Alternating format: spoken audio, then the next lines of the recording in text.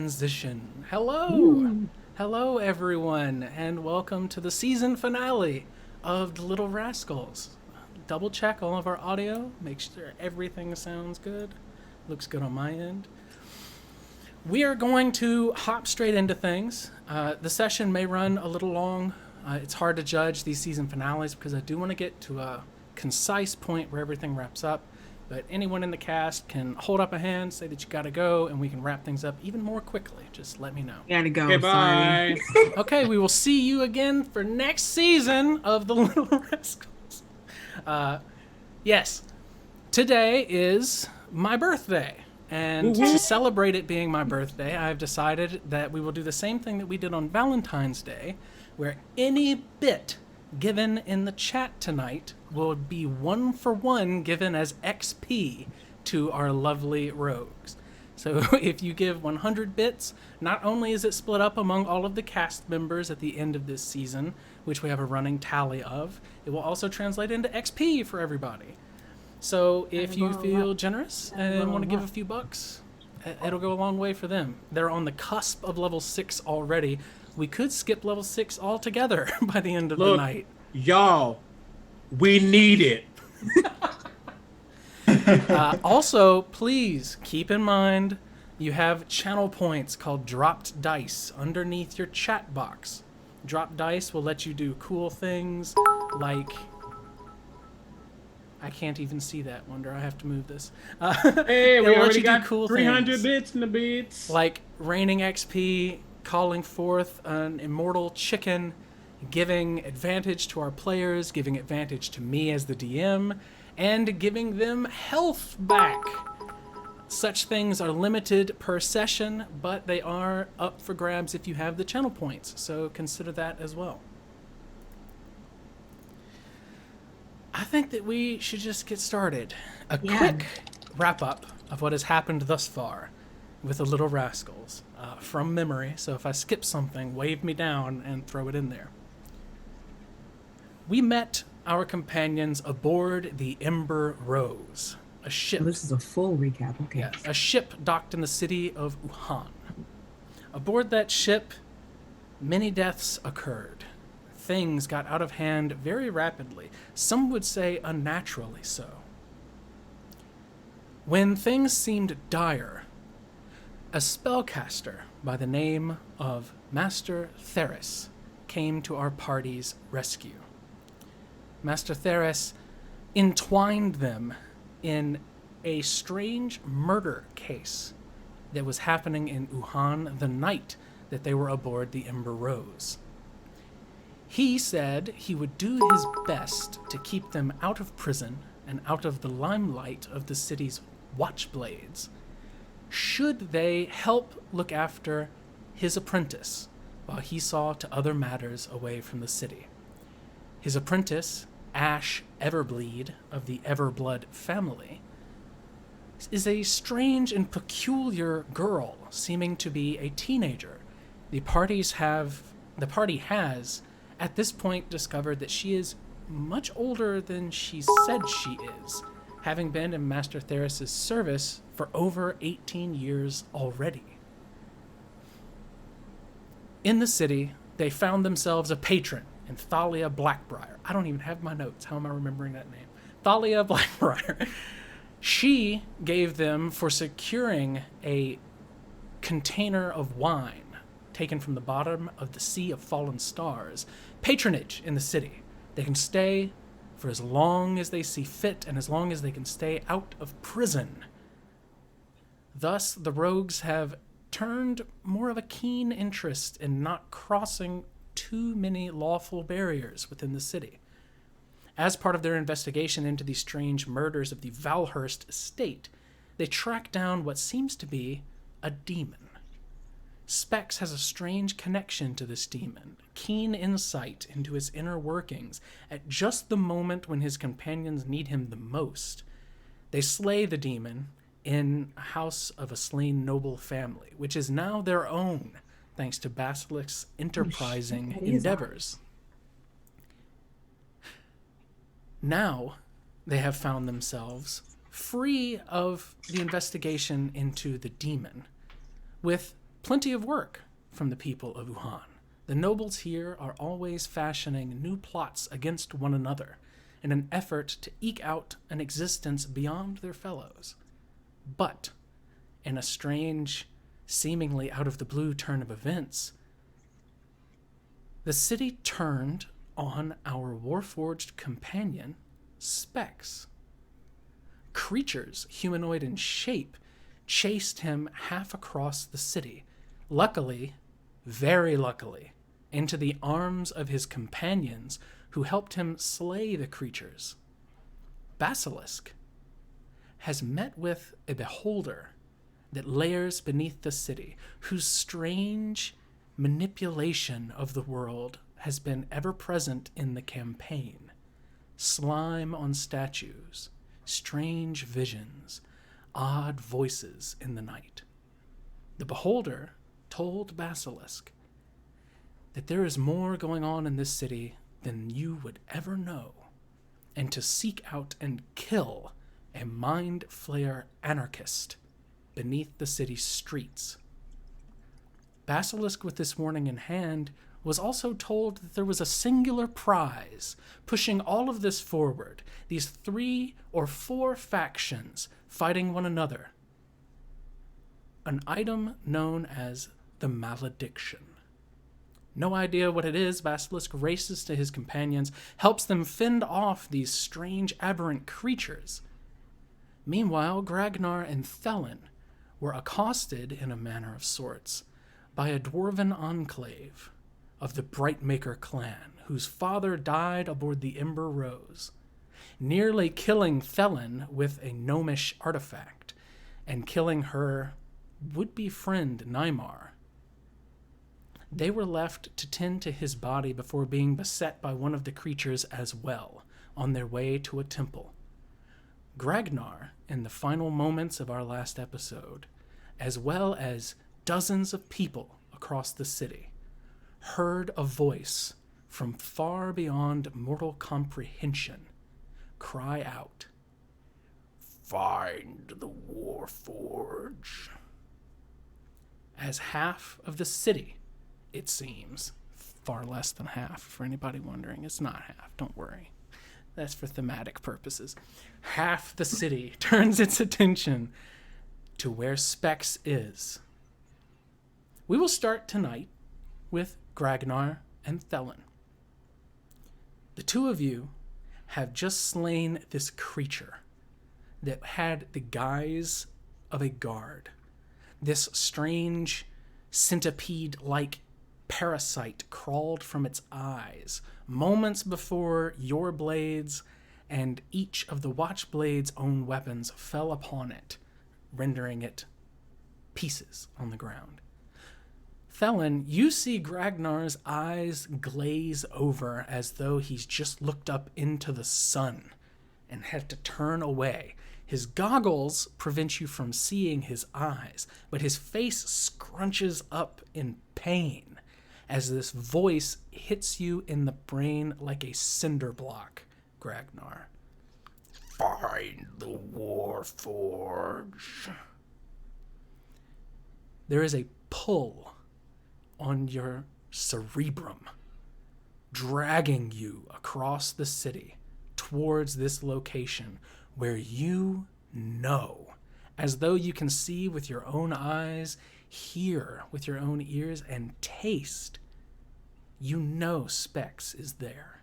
And these things, whatever they are after him. What do you do?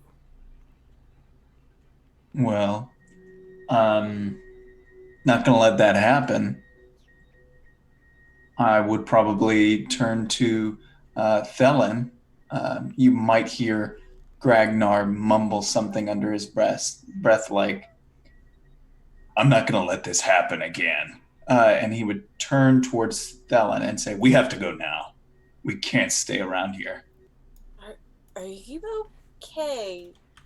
You don't have one of those little things behind those goggles, do you? That's not normally how your face looks. No, I don't have anything behind my goggles. Just a sense that something is very, very wrong. I point over to the area that it's pulling me, and I say, my connection to Specs is unlike anything else in this entire world, and I can feel that he's in trouble, and we need to get there now. Felon's gonna turn to the guards. Can you take care of this? And just kind of solemnly points at Nymar. They're all panting and breathing from adrenaline, seeing this happen, and they essentially killed one of their own right in front of this scene. But one of them that has a little bit better hold of themselves turns to you, doesn't say anything, but gives you a stern nod, and then takes a moment, clears his throat. I'll take him to the temple. Thank you. Can you please send a messenger to Lord Jarum? And I'm gonna take just like a wax symbol type thing of my family and hand it to him. Please use that to sign it. He nods and puts it in one of the little leather pouches that strap his chest.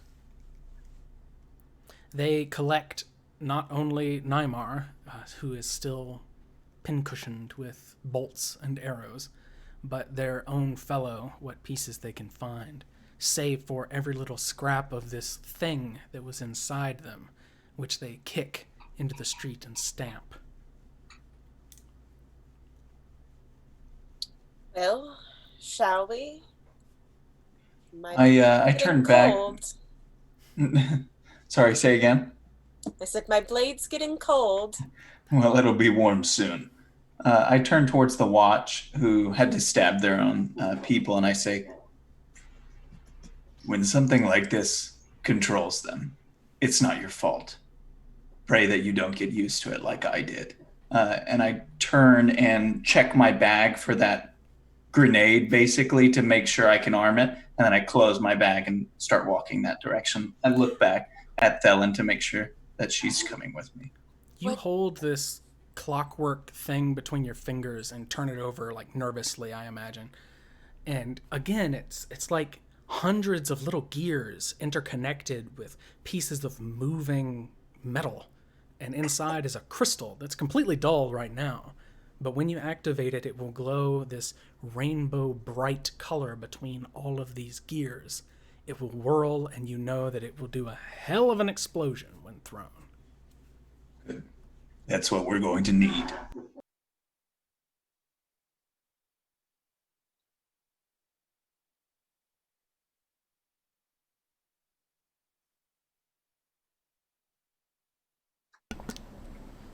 Cool silence.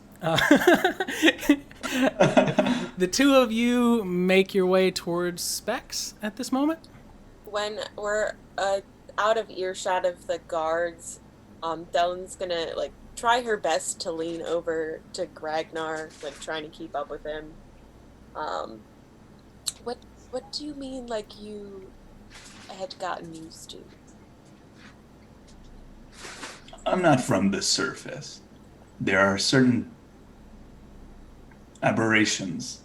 They lurk in the deepest reaches of this land that you call home, cowering in the darkness and only slithering out to grab others by the mind and wrench them until they carry out their will. I lost many good friends, many good companions to these sickening, slithering monsters. I would know their cry anywhere. Yeah, you get used to it.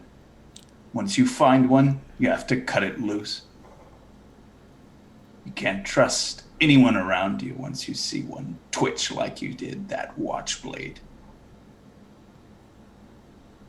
I probably lean in real close and look at her eyes for a moment and give this kind of death stare while also looking for anything twitching behind her ocular nerve. Roll me a perception check. Roll high.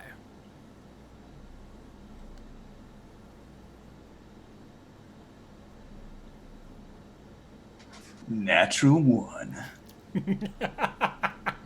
Sorry, it's a So- little bright out here.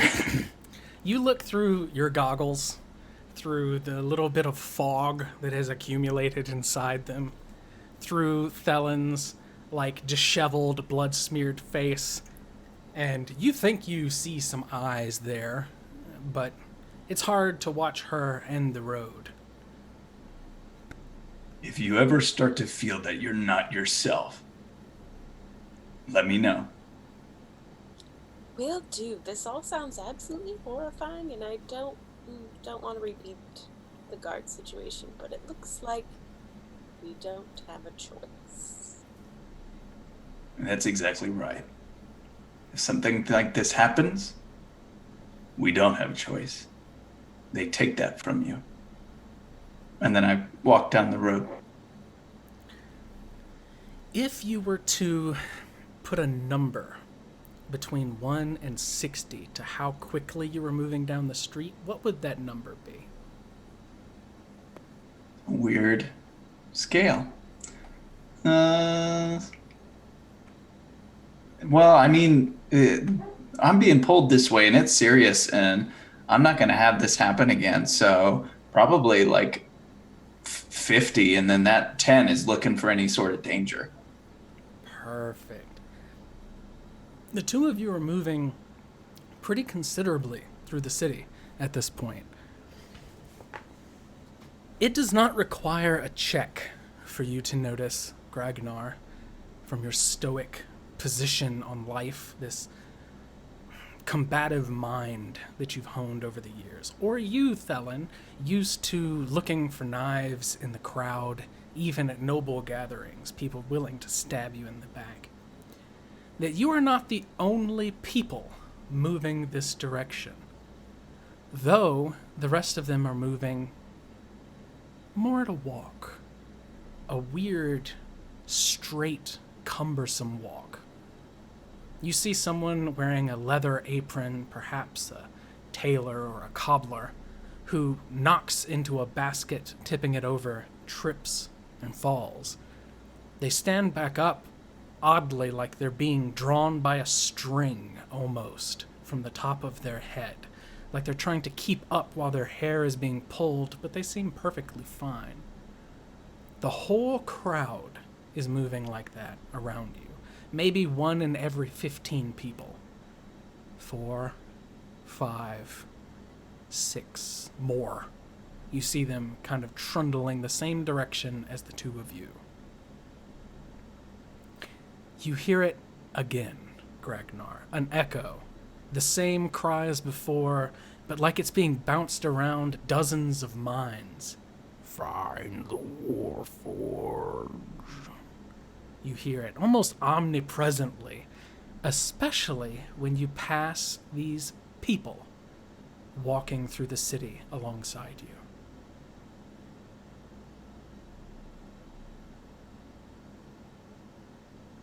I don't think we're alone. No, we're not. How close are the buildings to each other in this city? This city is pretty tightly packed. You can imagine any from the old paintings of Palestine. That's kind of the vibe that I have for the city. The idea of these streets being wide enough for a cart and some extra, but close enough that you could throw things through the opposite building's windows if need be. These things probably aren't good climbers. They don't seem to be bothering you whatsoever. You can move straight through the crowd and pass them at your leisure. They seem completely intent on moving to whatever location this is, almost the same as you. I would turn towards Thelen and probably say, yes, we are definitely not alone, and these people are not themselves. And I would start kind of picking up the pace to a light jog through the all of the people. How close do I feel that we are? Pretty close. Specs, Savvy, Basilisk. The three of you see this creature in front of you that was once a watchblade. It's tilted its head and screamed until its face distorts and its bones looks like they're twisting oddly, almost like it doesn't have control over its own muscles. And after it lets out this hellish scream for a solid 5 seconds, it just falls, spent to the ground. The creature that was in its eye falls limp. Its little legs close around its body. But the whole city feels like it's moving. Like you're inside of the brush and you can not hear it, but tell the trees are moving around you. Specs, you look out and you see there are a few faces turned specifically your direction, looking straight at you, off in the distance, moving casually toward you. 2, 3, 4 faces. And so we're clear. The 3 of us did hear Find the Warforged? The 3 of you did not. The 3 of us did not. You did not. All we heard was You shrieking. heard a That's what I thought. I didn't hear anything. and this psychic wave rush over you and out into the city. And then everything gets quiet, like oddly quiet, other than a few birds flapping. And then this movement around you, this unsettling movement. All 3 of you feel as though you're being watched. But you, specifically, Specs, you know they're watching you. Yeah, I'm just slowly backing up. Like, I don't know where they're all looking at me. We need to move. Why? Where?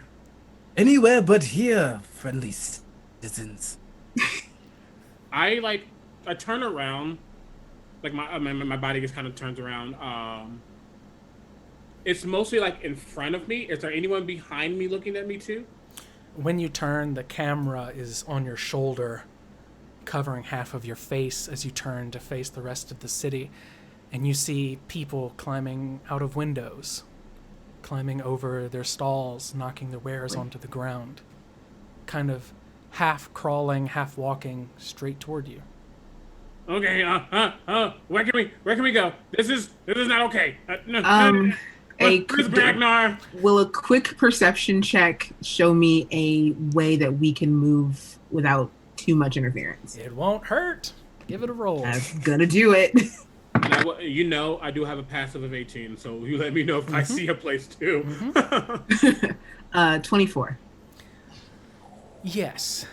Again, the city is very tightly knit. The buildings are close together, but you also know that the entire city drains into the old abandoned mine shafts beneath the city streets. There are tons of ways in there. There are tons of ways up to the top of the buildings, though that would make you a rat in a corner in a sense. You wouldn't have many places to go. You can also cut through several of the buildings that you can see out in the world. So it really depends on what elevation you would like to travel, but there are open pathways everywhere for people of your capabilities. Okay. Preferably lower at first until I get out of this horrifying armor that's horrible. Says the person who looks like a watchblade in full heavy armor.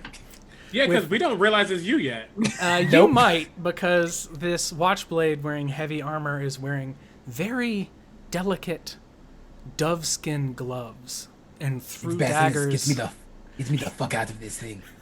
Threw daggers from 30 feet into the Yeah. eyes of these creatures. Oh yeah, he did. Yeah. Good Yeah.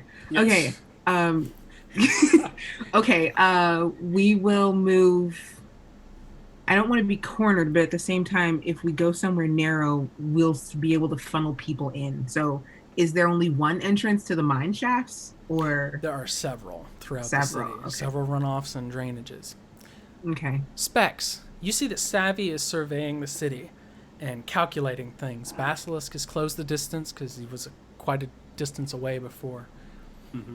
You see that as the crowd is coming in around you closer and closer, and Savvy is weighing all these options, you see her eyes cutting across, looking at all the different passageways, and this narration going through her head as she's trying to judge where to go. 5 watchblades run through the buildings to your left, through an alternate street, more towards the center of the city. You're more on the outskirts towards the water, when you had the option to jump in before. That option is now cut off as these people close in around you like a net. The watchblades that come through step in front of each of you with their backs to your shoulders and your faces, and they say, "Move! Go!" and ready their own weapons against the closing crowd. What's going on? Yeah, I think I grab Specs by the arm and I drag him in the opposite direction that the watchblades came from. You see the people close in, and these watchblades push out kind of to meet them.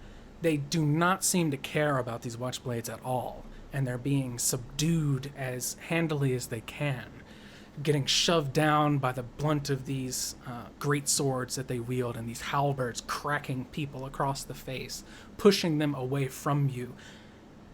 And they themselves start to get pushed behind you as well. The passageway that is opened up before you cuts through these buildings and into a street that's more empty and vacant. Are you still trying to get underground? Yes. Then I can start screaming, Gragnar! Gragnar! Gragnar! Do I hear him? No, Savvy, roll me a d6, and we'll see if Gragnar can heal it. Roll it twice and give me the highest number. 5. Gragnar, roll me a d6, roll it twice, and give me the highest number. The highest number is a 6. Ooh. You hear Specs begin to scream, Gragnar! Gragnar! Gragnar! X!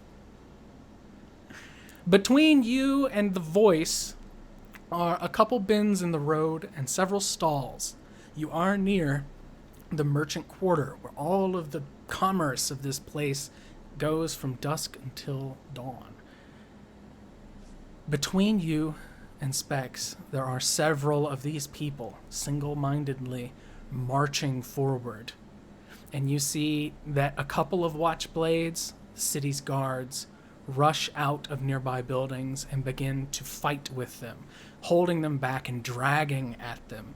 These people are clawing at the watchblades' armor as though it were paper, peeling their own fingernails in some points. But the watchblades are holding them back and screaming, "Go! Get a fucking move on!" All right, we keep moving. The closest entrance to underground. I won't lie. Hearing Gragnar's voice, he's not going to like push against Savvy, but he needs to see Gragnar.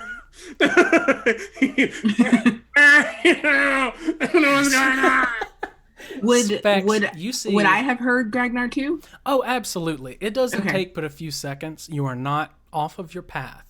You see that this crowd of people closing in on this street is kind of pushed apart by these 3 watchblades, and another is sweeping and moving and trying to push people back into their homes.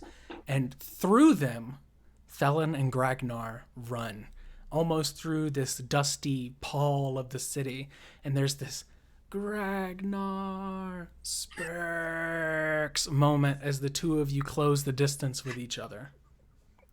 Yeah. It's more see him and like grab and like now he's like, okay. You like football, Gragnar? You pat his shoulders. All right, we gotta move. They're all screaming your name. The drainage in this city, again, since it is on the coast and very low to the waterline, goes straight into the mines that go deep, deep, deep underground. Basilisk, you are the most equipped to know the best ways into here, and you also feel the warm, slightly moist pressure of an invisible floating creature pulling at your head. When you cut your eyes to it, it bloop into existence and says, This way I'll show you. I will lead you to it. Lovely. Okay. It's floating along. You're moving much faster This is than my it. friend. Don't be shocked. It's fine. You all see this small cantaloupe-sized creature pop into existence with What? eye stalks and a central eye with a goat's like iris, that big square weird eyeball. What? This big smiling face. What is that? What the shit is that? This is my guide. This way. Come. It says. Don't like that. Don't like that at all. It is fine. Trust me. That way. I mean, When they say trust me and they start going the other direction, I like turn around and I'm like,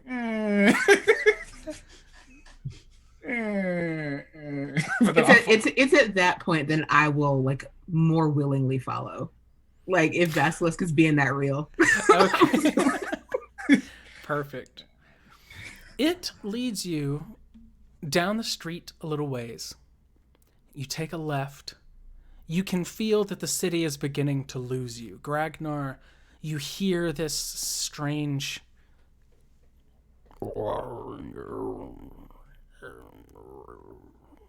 like the echoes are dying. Basilisk, tell your grapefruit to keep it down. I am not grapefruit. Yeah. I am grape. He says. He leads you further away from most of the people in this crowd, down into one of the streets that slopes towards the poorest district in the city. This is where you would find a lot of the people plying their trades in unsultry ways. Through one of the buildings is a collapsed wall of stone, as though the building was built literally into a rock face a long time ago. That cracked stone smells of putrefaction and disgusting sludge and leads into the deep dark below.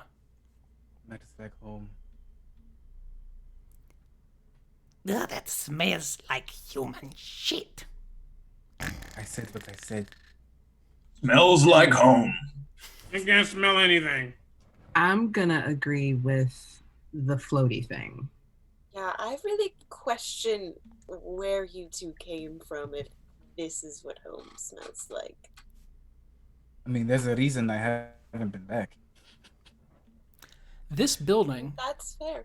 is long since abandoned, it seems, other than a few people who are smoking out of jade pipes laying about.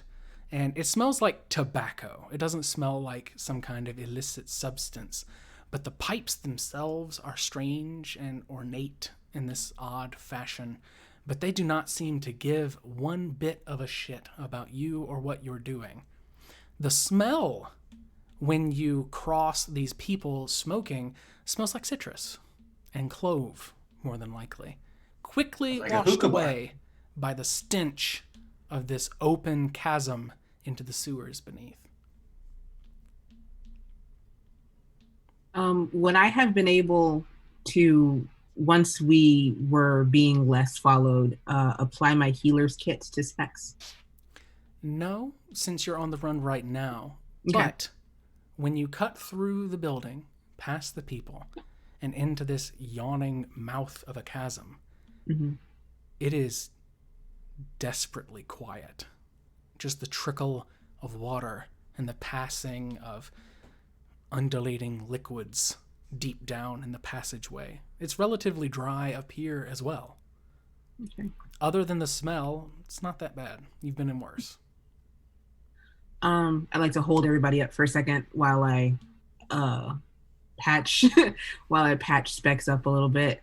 I'm gonna start You- taking off this stupid armor. You get specs. You get 8 points of health back. And I hold it out to Basilisk. I'm like, do you need anything? As I'm taking the armor off and I look at like a gash on my hip, maybe. Basilisk looks like he's been into a hell of a street fight almost with other people. You can take 8 too. How much? 8. Dope, because I got the hell beat out of me. Yeah, I'll say the number now. I was at 4 hit points. Oh boy. Yeah, I was limping. Gragnar, Felon, did you have to do any of this fighting? Do you need... I hold up my bandages and whatnot. Oh, by the This way, is mine. did I tell you we have a home now? What? Huh? Take 9, Felon. You see, as Basilisk is telling you about the home you now have, you see that this little floating creature with the eye stalks is pulling pieces of armor and straps off the armor to help Basilisk, seemingly with a ray from its eyeball. It's my buddy. Telekinesis, right? Love it. Yes. I kind of limp over. To, Pull out the deed, and then I'm just gonna like open it up like I'm a town crier. Helen is immediately going to run over and pick it up and like check it for authenticity. No, like, I don't let you take it, but I'll let you touch it and look at it. Well, that's what I mean. Like just like as it's going we see down, the as you're moment, holding it up, like from behind your hand, we see the deed, and the deed starts rolling up weirdly, and then Felon appears reading through it real quickly. It seems legit. It seems like the actual deed. And it's to the Valhurst dimension. mansion, right? No, it is It's the Viprin. Viprin. The That's Viprin. it. Yes. That's it. Thank you. Viprin Manse is the name of the place. That's the place we killed old boy at, right? Mm-hmm. So we officially own it. Yep. Neat. Well, technically, Basilisk officially owns it. This was a gift from this one's master. Ah, Yes. There's more of the big floaty. There's more of the floaty balls. Yes. Yes. Many floaty balls. Ugh. This one is named Lumini. One problem at a time, everyone. Hey. sure if I'm more concerned about the floating balls or the fact that this looks real and you Oh, it's real. got it from a floating ball. It is Floating totes ball real. master. It is totes I'm real. not about to play with you. Don't even step up like that. Alzrax would never give false deed. Anthrax. Althrax. There's an L in there. Althrax. It says, its little chittering tongue sticking between its sharp pointed teeth. Okay. Oh, This also is there's a fun. Uh-oh. what's the word? Something we have to kill. Down. Also correct. You are on your game. This little gazer says. Okay, good. May have been requested to help with a situation involving a mind flayer. Fuck. That's the one. Usin, the puppeteer. Can I make a history check? Sure. And I'm just gonna like look at Gragnar and then just not break my stare. That's a 21. A 21. There are many stories of ancient, unknowable, far realm creatures in this world. This one hasn't really had like a reputation itself. They often don't. They're part of this larger whole, this little piece. But this creature has made a bit of itself, a name for itself here in the city, which you may have heard about. Because the name has been spoken through Johannian history for about 150 years. And what is its name? Uzin. U-Z-Z-E-N. Uzin, the puppeteer. Gonna put an umlaut over that. Gragnar, have you known about any of this already? I know this thing was under this city in particular. Gragnar, any information. you probably heard some of the stories that I'm about to retell to Savvy about its reputation. This thing is said to have just snatched people from their beds. Noblemen, noblewomen, children. Snatched them and used them as mouthpieces to enact political change here. It's one of those big boogeyman things like the Illuminati here in our world. The idea that this thing is somehow extorting some control over the political movements of Wuhan. Well, Specs. When you hear the name, you see this strange, inky jellyfish. That's familiar. Between you and this creature that said the name.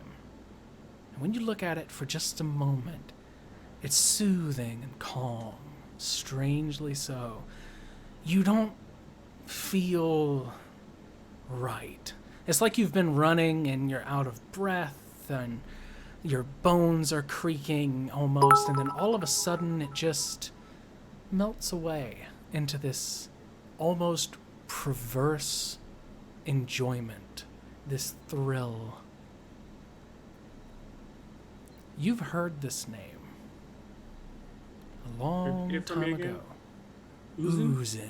Uzin. You've heard it. You know it. You've said it before.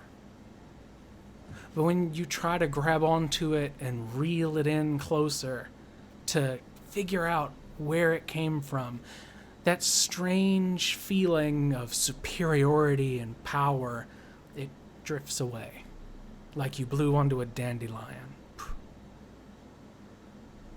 And that shape is gone. It's staring back at you with all of its little eye stalks and its middle eye blinking awkwardly. Yes! It corrects.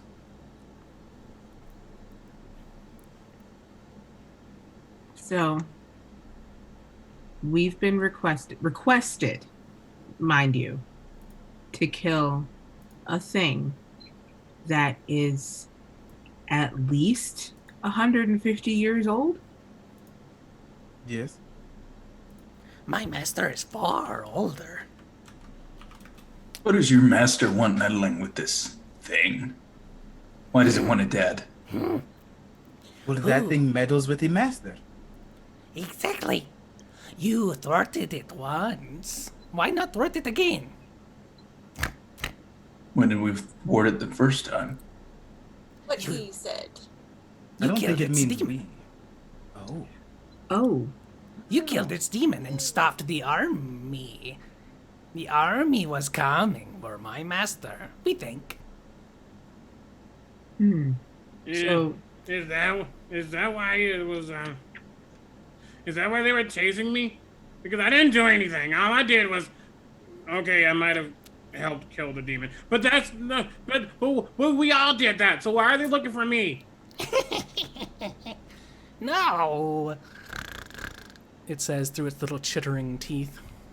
looking for you. Suspicious. It closer to you and gets real close, like you can feel the wind as its little eye flashes like Why are you special? Who are you? Tell me. Tell Lumini. Who are you? Who? Who? Who are you? Do do do do do do. Ooh, ooh, ooh, ooh. That was my mother's favorite song. it laughs. It's just very curious. I mean, I'm the spectacle. I was raised by halflings as their robotic companion. And then I met Gragnar, and then we became best friends, and yeah. Raised companion, halflings. Blink, blink, blink, blink, blink, blink. I mean, I don't know. I remember floats just back a being with little bit. him. Can Savvy make an insight check into how much Specs believes what he's saying right now, based on the things that Savvy remembers with her keen mind feed? So I don't like making opposed checks. I'm Okay. going to say, you being Savvy, right? Mhm. Savvy has a keen mind. You remember 2.5 weeks before you ever met Specs. So you've been sizing him up the whole time. Whatever you think, Savvy probably thinks too. Like, even outside game knowledge, more than likely Okay. Savvy would get that feeling. Now, if you need to clarify something and roll an insight check, you can do that as well. I'm looking at my notes for the thing that I need to clarify. So give me a minute. Sure. Keep talking. Is the gazer lying to us at all? Roll me an insight check. Nat 20. Ew. What's the total? Look at that. The total would be 25. I thought you were going to say 20. I was about to fall out laughing. Mm. Well, let's see. So you're under the impression, Gragnar, when you look at this thing, this predator of the Underdark, this small vestige of a creature far beyond understanding to most people, you are pretty sure that it's very stupid. And it's just kind of here to tell what it knows. And it does not seem to have any stake at all in sending you down the wrong path. It seems so direct and so kind of dumbly direct that you don't think that it's a very good liar at all, regardless of your keen insight. I'm gonna look at him and say, Lumini, can you give us some privacy for just 5 minutes, please?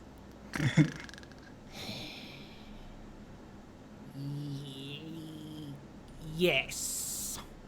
I will scout the path. We won't leave. I can't. I when love it's the gone. gazer floaty noises. Its body seems to kind of quiver, like as it floats, and its little eye stalks flicker. So let us be clear and open. Does any of us know, anyone here, know of the malediction?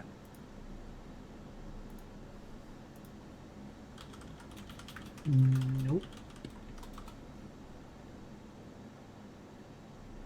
And I'm only looking at Gragnar.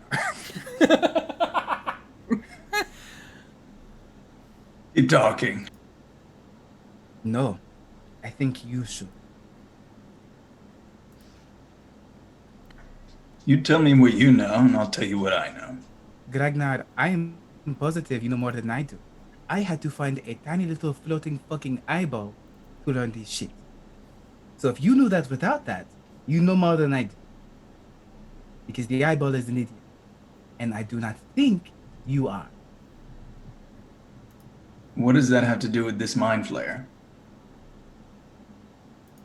The beholder mentioned the malediction. And the mind frayer is involved. But somehow I'm answering questions and you are not. These are actual savvy motions right now. There's a lot more to this than you know. Yes, which is why I asked Gragnar. I am someone who kills people for money, and I am coming here of goodwill to ask you questions. I don't do that. How's Specs doing during this? Specs, that's almost shut down. Actually, the minute the word malediction came out of Basilisk's mouth, like you just saw like a shoo. So let's make a guess. Is Specs the malediction? Is that why the Mind Frayer knew Specs' name, apparently? You have a connection. You protect Specs. You protect Malediction, Specs. it's an item. It's very powerful.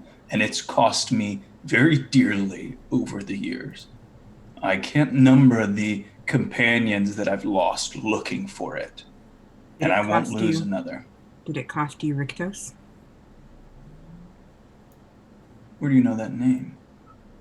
Or did I tell you about the name? I can't remember. No, Spec said it once. Okay, because I remember I talked about it Please tell before. me Ragnar said that in character. Or did I mention it to Where you? did you know that name? Or did I tell Was I you? drunk? Was it No, about I think the you pillow? said. I think you said it while you were brooding. No, I Spec said it once. Specs said it. Specs, how do you know Rictos? Specs is not there. It's almost the same situation as when you saw Specs sleep at the breakfast table one time. This faraway look, like he's paying close attention to something that's not there. And then kind of the light dulls, the activity dulls. It feels like there's a statue standing next to you instead of a Warforged companion. Ragnar, how do you know Specs? I found Specs a few years back when I came to the surface. Well, we kind of found each other. I will ask you this plainly. Are you being cryptic on purpose? Yes. Then don't expect me to watch your back. I didn't expect any of you to watch my back. We all came into this group bringing with us our own baggage, our own histories. If you don't dig through mine, I won't dig through yours. If you dig through mine, you'll just find bodies under different names. I have nothing to hide because every person I have ever been is dead, and then I find a new life.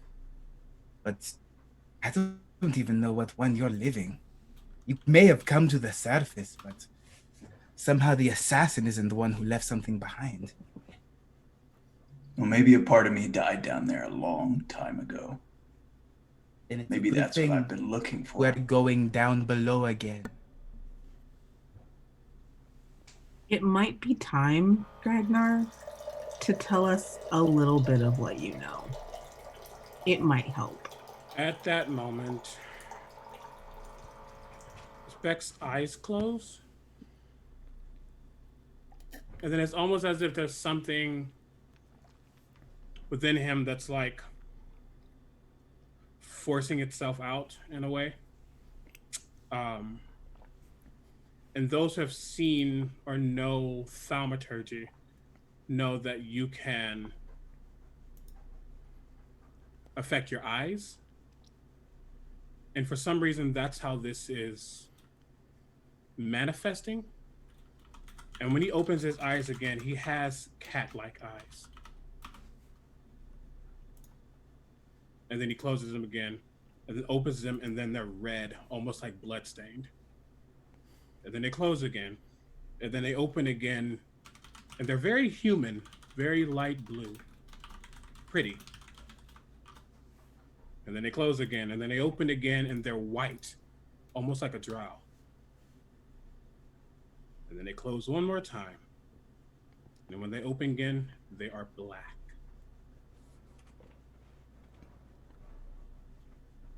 The malediction. Where is the malediction? Ask Ragnar. They know everything about it. Old friend.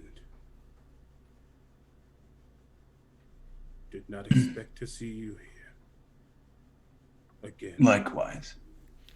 Which one do I have the pleasure of speaking with right now? The original.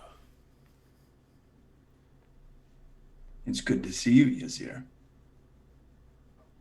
Likewise.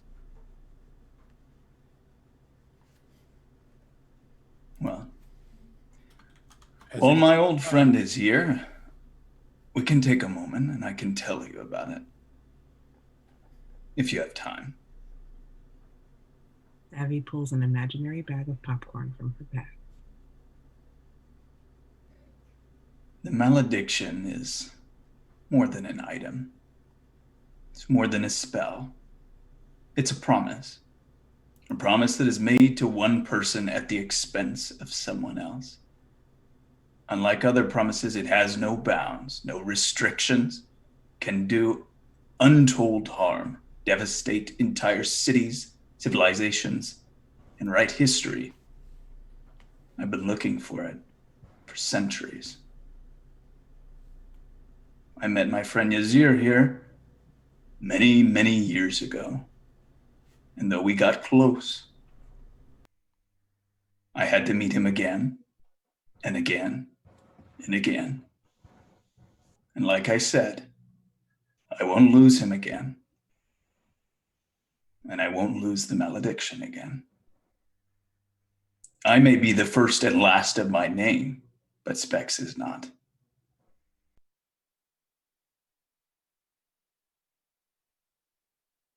How many? She'll turn to Specs at this point. If you know, how many times have you been somebody new? Numbers, they mean nothing to me. What matters is finding what is rightfully mine. And he says that last part, looking at Gragnar. I will honor our old agreement if it comes time once more, friend. And he starts to look at Basilisk, and then he shuts down again.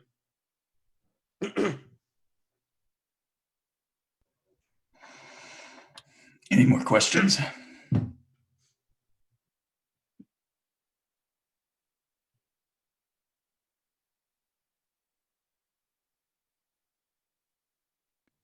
I don't know if they're coming via chat. If you ask, Basilisk will look around and wait for anyone to respond. If no one does, I feel like there's no point in asking because at this point I don't trust you to answer. So what do we do next? Well, I can extend the same agreement that I extended to my friend long ago. It's that we stay together, we have each of our backs, and we defend each other like family until we reach the malediction, at which point the first one there wins. You can ask any one of Spex's many, many lives.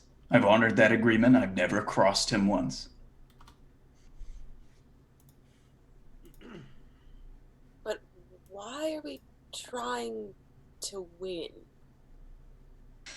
Because in someone else's hands, this is a very dangerous object.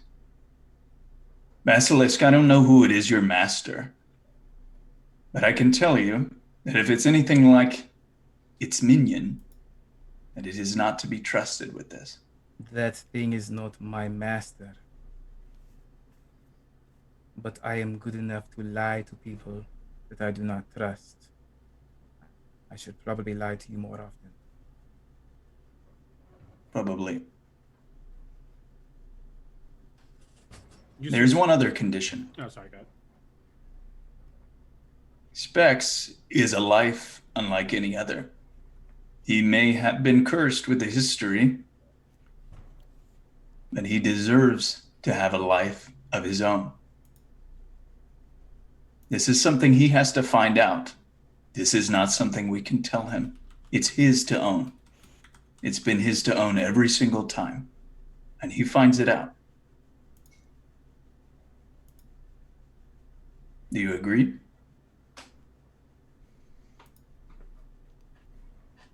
I can agree with that. Ellen will hold out her hand and say, "A gentleman's agreement." A gentleman's agreement. And I look at Basilisk, my mustache twitching. You would ask me to make a deal with you when I came to you and asked for answers. And the only time you decided to do it was when this one changed their demeanor.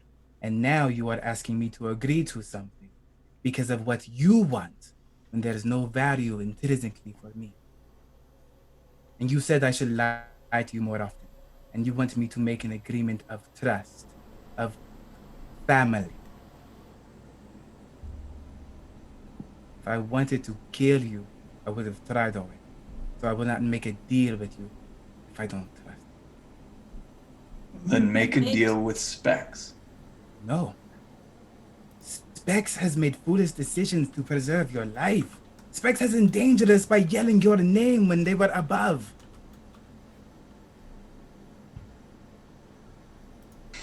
Well, I Look, can't I make you haven't- do anything. Look, I haven't I worked honestly think this is the best, the closest thing to a yes that you're going to get from Basilisk. Be lucky it wasn't a no with a dagger or poison. That's exactly what I'm saying. I'm on your side. No, I Everybody's was side. looking at Gragnar. Because for the first time, I think you see he's probably so angry. I think his changeling form is out for like the first real time, and there's anger in his eyes. This was never part of our agreement. We're thieves, through and through. This was my business before, and it has crossed paths. There was supposed to be honor among thieves. But you put honor above yourself and choose a family when it's convenient. You didn't say family or friends until just now when you tried to make a barter. That is not family. That is not friendship. That is business. I am no one's business. I conjure a small, wispy frost blade, and I say, this blade represents the cold abandonment on Moradin to my people. All the false promises he made, every neglect he did to us is my weapon. There is only family in self and agreement and business. And that's what we started on. You can make it what you will. And if you decide to plunge a dagger in my back, that's your prerogative. But Specs will reborn over and over until he's achieved his purpose. That much has become clear to me. So you can kill me, you can even kill Specs if you want, but you won't kill him every time. That's his curse. And it's been mine as well. At that moment, Specs has opened his eyes again. Hey buddy, how you doing? Yeah, and they're like the traditional golden metallic.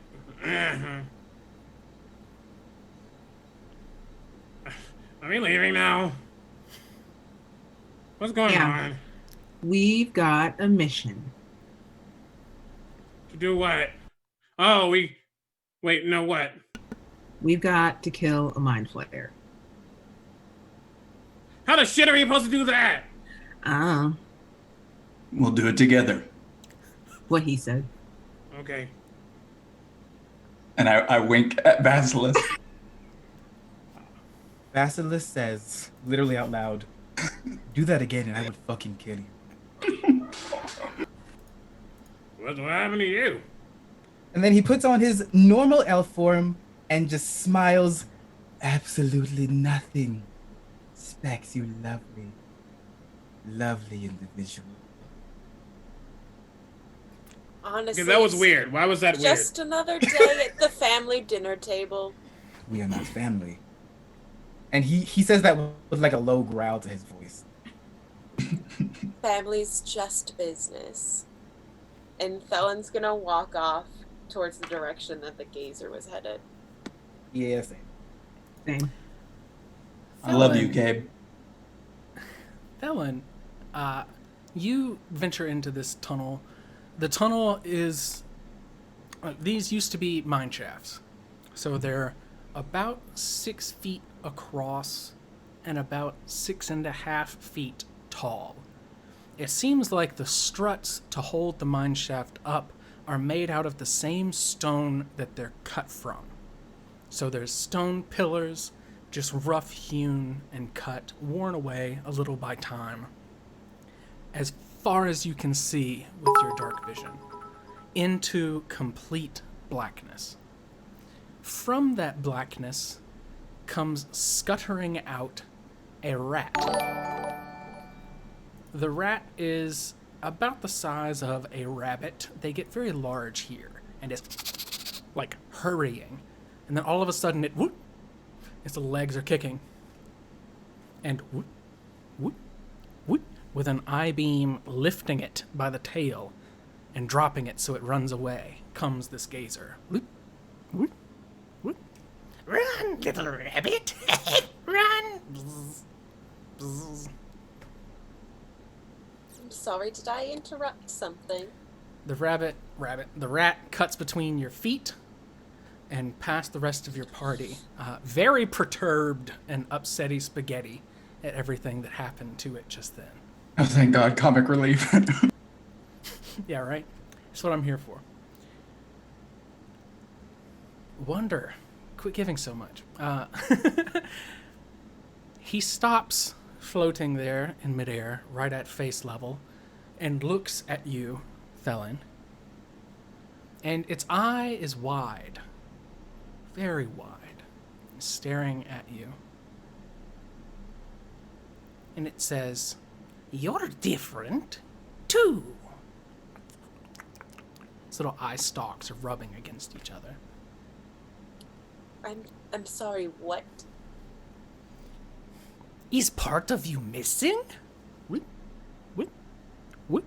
It gets real close again, like almost to the tip of your nose, staring straight into your eyeball with all of its.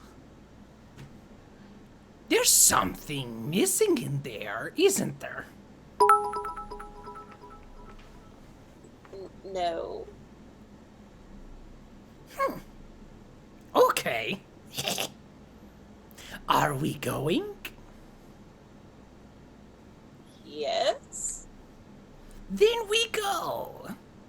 Whoop, whoop, whoop. It turns and starts to float back down the hallway. When Felon, Savvy, and Basilisk left, Spectre's gonna get staring, but then looks back at Ragnar. What happened? Like, I've seen Basilisk been mad, but that wasn't anger. That was like, I don't know, but it didn't like it. It was justified. What do you remember? I mean, we came down the hallway, we came down the alley, then to the mine shaft thing, and now, I don't know, that was feeling fuzzy. I thought I saw, I don't know, some tentacle thing. Was everything okay? Like, how are we gonna fight this mind flayer? Well, we're gonna, I guess, use some strategies I learned back when I was young from stories and hope for the best. Okay, I mean, I'd rather not be the target of some weird stuff. I just like being, I don't know what I like. I don't like this. Sometimes we have to do things we don't like. I guess. Okay, well, I guess we're going on. As long as you're okay, right? I mean, I think I made Basilisk mad about something. You're not You mad? didn't do Don't anything worry. wrong. He's not mad at you. Okay. It's all gonna be okay, I say. And you can see, it's kind of like when somebody says they're fine, but you know they're not fine. It doesn't take an insight check to know. And I just kind of set myself up, look back into my bag one more time at that grenade, and then begin to march, I guess, towards the group. Cool. All right. As you descend into these tunnels, it doesn't take you long to get to the sewer. Lumini tells you as you're floating along. It is quite a ways. This thing layers far from the city and sends things in. That way, it won't get found. All of you see that there are pieces of gore down here every once in a while. Not everywhere. It's not some macabre horror flick. But there's obviously signs that there was a struggle down here. And your minds linger on the day that you killed the demon, and the Watchblades said that they would go in mass into these sewers and free it of anything that was down there. You have a sense that this is probably what happened. Pieces of necrotic flesh, ghouls that were slain down here by the Watchblades of the city. Their numbers since then have obviously dwindled. You've seen less of a presence above, and including today, there's even fewer. But still, it's the best defense the city has, outside of an army long away from here, fighting a war for what all wars are fought for: land and money. You descend deeper into the sewers at this point. The sludge is near ankle deep, but you can keep to the sides where the water has not worn away so much of the stone to save yourself some grief. The further you go, the more oppressive it seems to everyone but Gragnar. Gragnar, your people were made for this. To go into these dank and small places in the world and make a fortune from it, even though the fortune in their eyes isn't of the highest quality. You said it's dank in here? Obviously. Yep. You see Gragnar momentarily do this strange Duragar gesture as he enters one of the tunnels. Just praying for a moment. The gazer, periodically, will, as you're going along, just fire beams at random stuff. The water, roaches, little centipedes, rats, anything it sees, it'll just bzz, and shoot a beam off. It will also, as you're traveling with it, awkwardly and probably against your wishes, mimic each of your voices from time to time. It will linger, it will turn invisible and hide around a corner and say, "Specs," as though it were Gragnar, or "No," like Savvy might hiss when she's upset. It always laughs to itself. You travel with it for 2 hours through these tunnels. Eventually, it needs to stop. And when it does, you can all take a long or short rest, your choice, in one of the many alcoves here that were cut out for some type of crystal or stone, flat, high above where it should be cut, and deep into the wall as though they were mining out some material. Tiny flecks in the wall glisten in any light that you may bring into these tunnels. It's clearly some kind of crystal harvest from here, long, long, long ago. And one of these drier places is a great place to stop. And when it stops, it sits its round body down and almost half flattens like a pancake on the bottom. 2 of its eye stalks are kind of sleepily dangling with the eyes closed, and the middle one is kind of blinking part of its eye to keep open like it's afraid it might shut it forever. Lumini must stop for a moment. How long would you like to stop here, or would you like to just hold the little fucker and shake it until it gets you there? Should we, if we're going to kill a 150 plus year old mind flayer, I really think we should be at the top of our game. We I should. don't disagree. We should. A short rest could be good. Then we still have plenty of time. Let's take 2 short rests. Double the short rest. 2 hours. When you set yourselves in this small alcove, it's tight and close. You can break out some food. You can bandage wounds. You have a moment to breathe. You've acclimated at this point to the smell, which never bothered Specs, and I believe would hardly bother Gragnar, considering the Underdark's denizens. I throw pieces of bread at the gazer.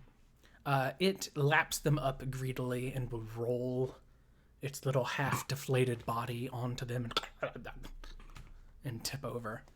At one point, it has what seems to be some kind of nightmare.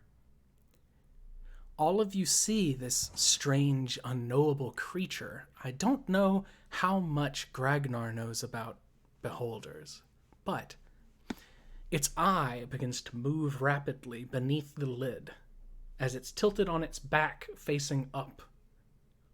And suddenly, another one pops into existence. Slightly off, the stalks are a little more spaced, all 4 of them. Its color is a little more orange. Its teeth are a little flatter, but there are more of them in rows. And its eye is a diamond shape, with an intricate little iridescent sheen to the inside. The eye opens of your deflated friend Lumini, and it floats up and readies its eye beams, and the 2 of them begin to fight. What do you do? One of their eye stalks gets jerked by a telekinesis and slammed into the stone. The other shoots frost across it. It I throw bread at them both. Like really, really hard. Throwing bread? Mm-hmm. Anybody else? This sounds like on point for Durgar culture. Let them fight until the stronger wins. Mm-hmm. Basilisk, Specs, Thelen. Ask Lumini if he wants help. Helen's gonna swat the one attacking Lumini with the flat of her blade. It seems they are equal parts wanting to murder the other. 2 daggers. So you're swatting, Thelen's swatting the newcomer, and Basilisk is killing both of them? One of them? No, what are you doing? just the one that's not Lumini. Okay. So go ahead and roll an attack for me.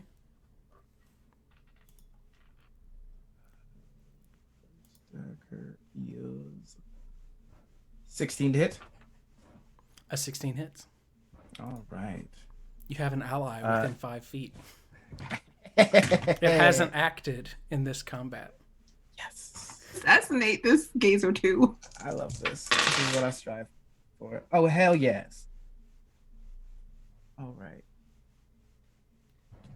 So that is, and for assassinate, what you were saying, we double what exactly? Been a while. Double all of your dice, and then add your modifier. Double dice roll. Dice, add your modifier.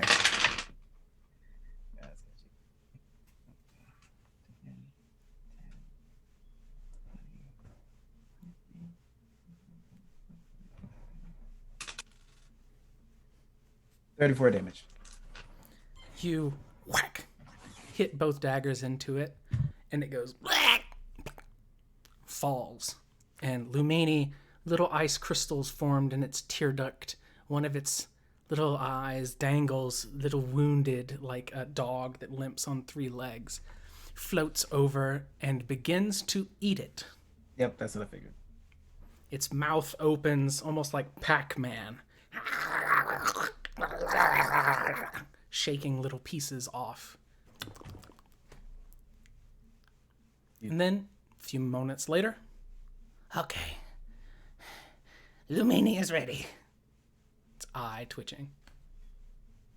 Give me a few more minutes. I have something I need to do. Blah.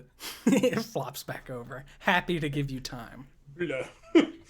I'm gonna pull out my 3 physical daggers. Put drifting drought on 2 of them, and then oil of Taggart on 1 of them, and then resheath them. Okay. And I have the stuff up for it, so I got you when it comes up. Now I'm good. You travel, we cut forward. You travel for another 2 hours down these descending tunnels. They wind into one another, overlap, intersect. At this point, so much of the sewage of the city has drained off into the unknown that it's just damp. It doesn't smell. There's no sign of humanity at all in these tunnels you've come so far. Specs. You hear footsteps in the darkness. Your perception keen in these places. You hear the rustle of stone.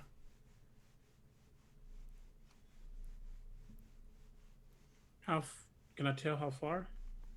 And can I tell if they're coming towards us? You can tell that they are probably within a bow shot, maybe 300, 400 feet. But why don't you make me a perception check to tell more? I can do that, Captain. That's a 19. A 19, you are under the impression there could be as many as 15 sets of footsteps. Coming our way, though. Yes. Now, the tunnel you are in goes down, forks left and right, and there's another passageway behind you that cuts into the tunnel. They are currently to your right, below and above. Does that make sense? Say that one more time. Sorry. So imagine there's a central branch down the middle. That's where you are right now. At the end of that branch, it splits left and right. And behind you, there was a branch that went to the right but up. From both right tunnels is where the footsteps are coming. Oh, so it seems like... To your right is also to the east, where you know the city was. We have to go. Lots of footsteps coming this way. I don't know. Can they find me? What did I do? Let's just focus on getting away from them. They're coming from the east. And I point towards the 2 rights. And you said there is a section to the left? Yes, there is a branch that goes down to the left. He's going to start just going towards that way. The gazer looks in the 2 directions as it's floating along with you, Specs. Yeah, we will have to go around. Around what? This is the wrong way, but we can come back around. They're chasing after us. I'm just telling you, I lead. He keeps going. You descend into this leftmost passageway. Thanks to, again, your passive perception specs, when you turn into this tunnel, you see that there is a gray moss clinging to the floor and the walls of this passageway. Inside the moss is a skeletal shape. No, ma'am. You can't make out many details of the skeletal shape other than it is a skeletal shape in the darkness here, especially if you have any source of light at all. The moss itself almost retracts on the walls as you get in close proximity to it and wraps onto the skeletal form on the ground. I want to go poke it with a stick. Oh, no. Okay. Hey, big girl. Oh, okay. Savvy was the smart one. I'm gonna be careful about it. That's She's what also- my nephew says. She's also the curious one. That's what my nephew said. That's also what my nephew's like. I'm learning some things about Savvy. Okay. Savvy, you go up and poke at the moss, this moldy, gray and rust-colored moss with the stick, and it goes and fills a 40-foot cube of this corridor with poisonous fumes. Oops. I'm going to give the benefit of the doubt and say that one of you is not caught in this. Who would you like it to be other than Savvy? Well, honestly, I would have probably rushed ahead. So, That's why I'm giving you one. yeah. I'm gonna say Thelen. Thelen was not caught in it. Okay. I'm going to say either Thelen or Basilisk. Yeah. I say that as the one who saw it and was about to say no before Savvy went forward. Oops. Decide amongst So- yourselves, Basilisk and Thelen. That's fine. It's fine for Stellan. Okay. So Poison, Thelen, is my thing. you see I this like it. this little, it's almost like fog. It's very, very thin, fine particulate. Everyone else, make me a Constitution saving throw, please. Now, question. A fume, is it something I have to breathe?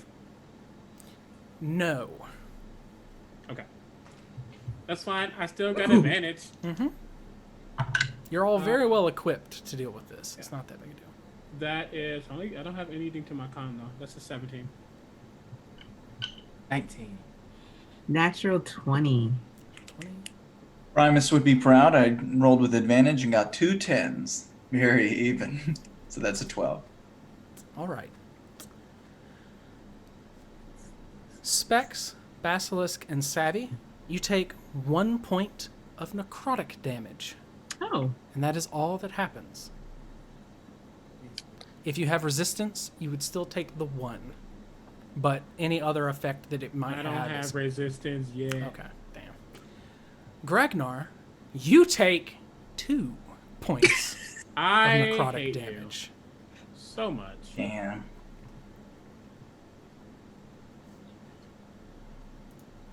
And after it releases this whiff of fumes, the moss almost deflates, like it was puffed up with the storage of all of this necrosis that it pulled from this corpse.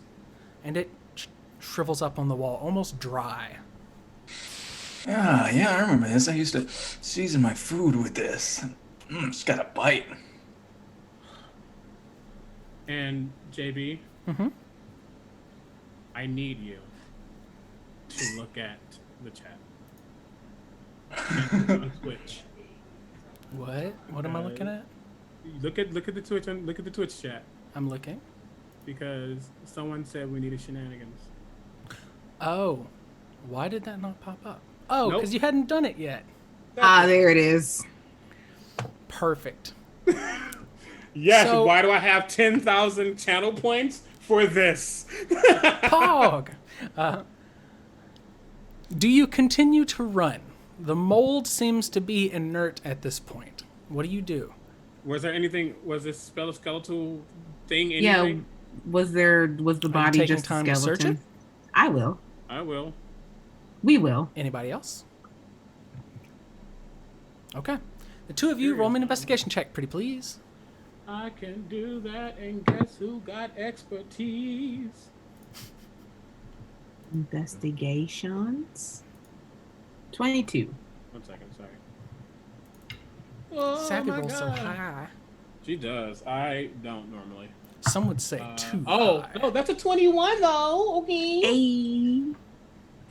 Thank you, expertise. That I didn't have until this game. Savvy, you find a small pouch on this person's hip. It seems to be filled with ash, it seems. Ash, y'all. No, not Ash.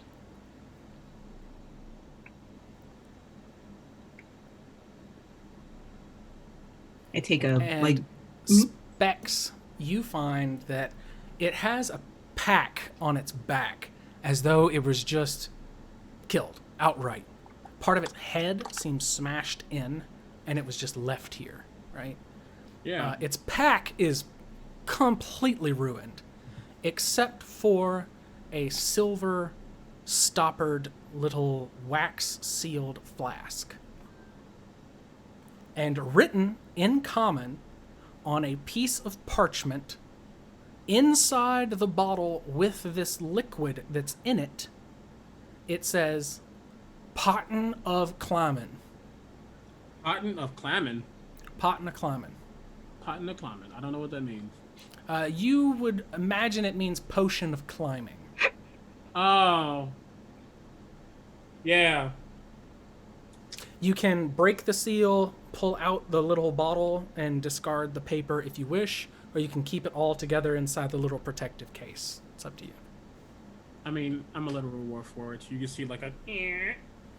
The little Yeah. magnetic press Exactly. one that doesn't always open on the first try. Yeah. Exactly.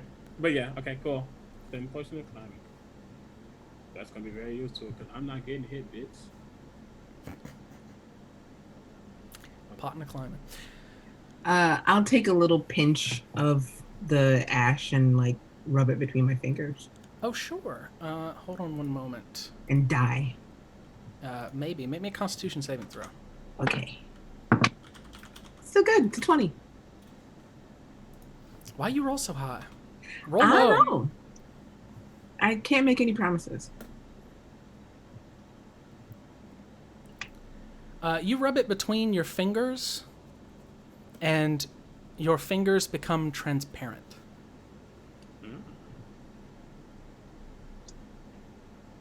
I know it's dark down here, y'all, but I can't see my fingers.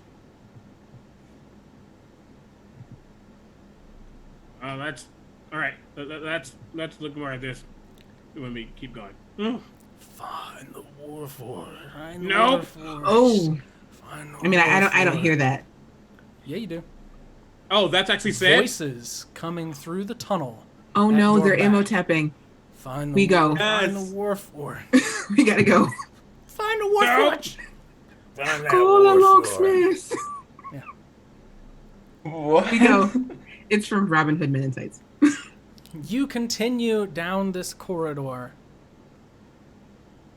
What order would you say that you are in? I want to be last. I don't like you. Want you standing behind me, frankly. So I'm at least 2 people in front of you or behind you. I'll be in front of Basilisk. That's real. Honestly, Specs is in the front because he's dipping. Because they ain't saying find the Changeling or find the Gragnar. They're saying find the Warforged. I'll be behind Specs. I whisper to Specs, if you hear me scream, just run. You know, well, that won't happen, but... Look, Perfect. people... Specs' insight is high, so he knows something is off, he just doesn't know what at all. But yeah, he's definitely in front. All right. You continue down this corridor, and the gazer, blinking its little eye against the mist thing that came from the mold, is still leading, and it says, Loop this way. Go that. I think it's this direction. You think? as you get closer, Gragnar, you can feel what's leading this gazer along. You feel that same kind of pull as before in the city, but it's twisted and grotesque, oily, unpleasant. You feel an alien nature to these tunnels washing out and over you the deeper you go. All of you see the tunnels begin to be smooth, slick, with some kind of viscous slurry clinging to the walls. Your feet do the Nope. of footsteps on floor with too much cleaner and not enough water. We are close. The gazer says. After an hour of such a trek, Gragnar, you have the sudden urge to cough. And when you try to cough, it doesn't really help. You cough a little more, and a little more. And finally, after a moment or two, you are doubled over, having trouble catching your breath. All right, who fucking poisoned me?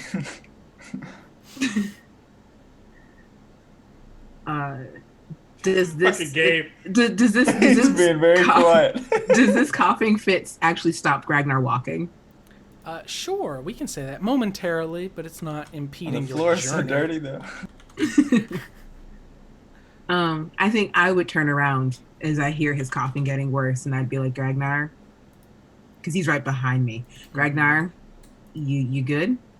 Am I good? What is it? I don't know. I don't know. Ragnar, you Pat his feel back. you feel poisoned, as though the poisoned condition. Are you immune to being poisoned? I don't think so. I think I have poison Advantage? resistance. Whatever defenses means. So Gragnar, and you see that his mustache and his hands are covered in a thin sheen of gray moss. Oh, it's that fucking shit from earlier. Great. Oh no.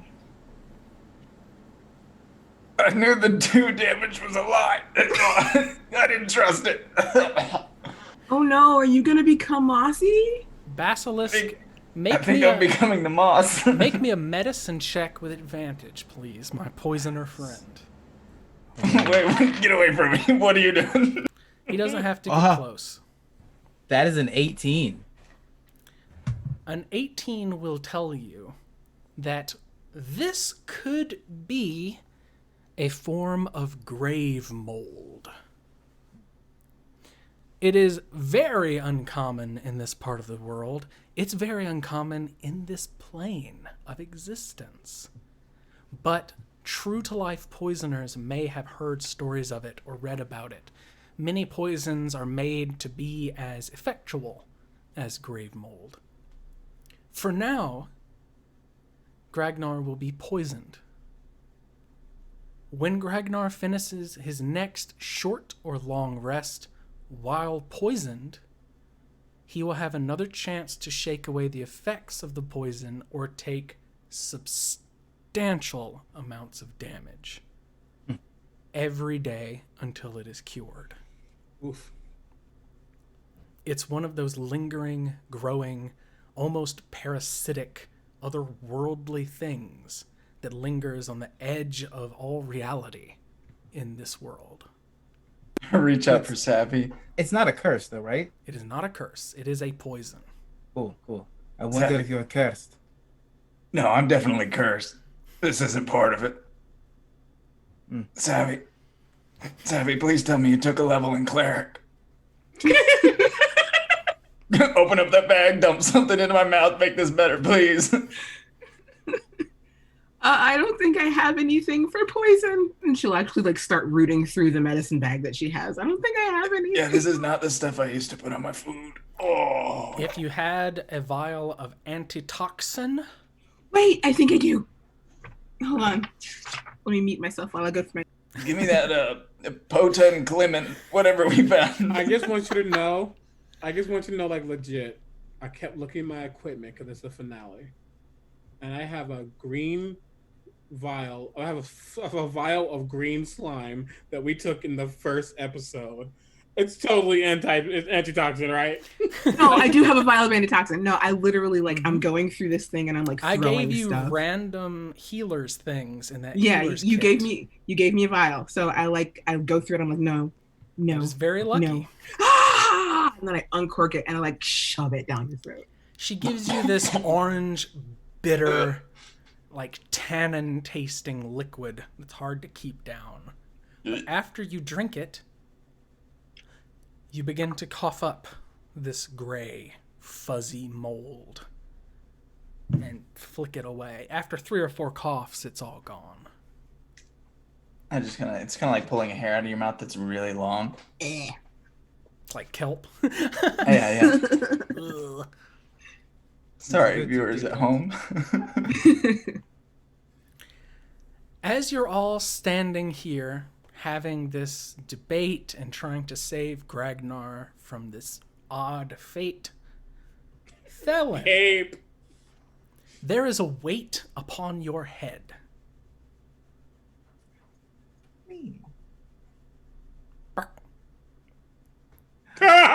There seems to be a chicken sitting atop your head.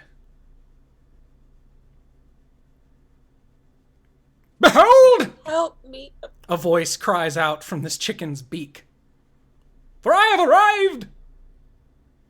Archibald! Come to save you.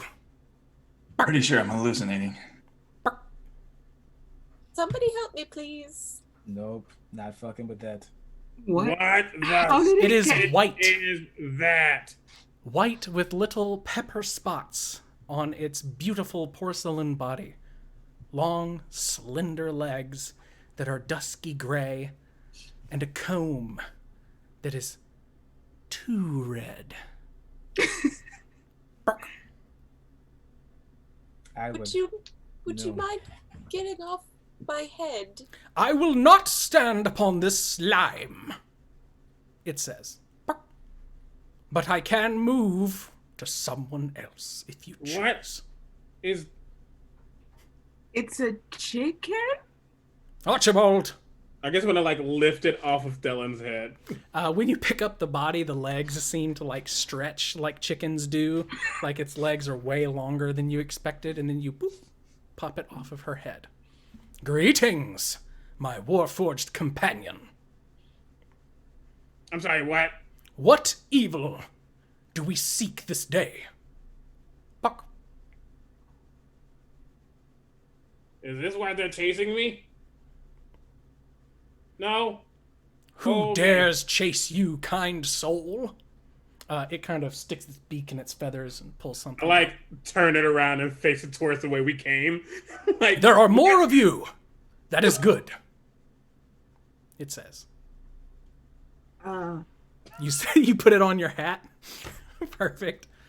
He's like, well, I don't know what this is. I think we should just keep going. Fate Yeah. has deemed to grant you my services. And so the day is ours. Lead me where you need justice, and I shall dole it out. Well, we're going to go fight a mind flayer and a lot of minions, so I mean, Oh, you can help with damn. that. That's a big ask, but I am here now. I am We paid a ready. lot of money for this chicken. We're gonna get every dime. Period.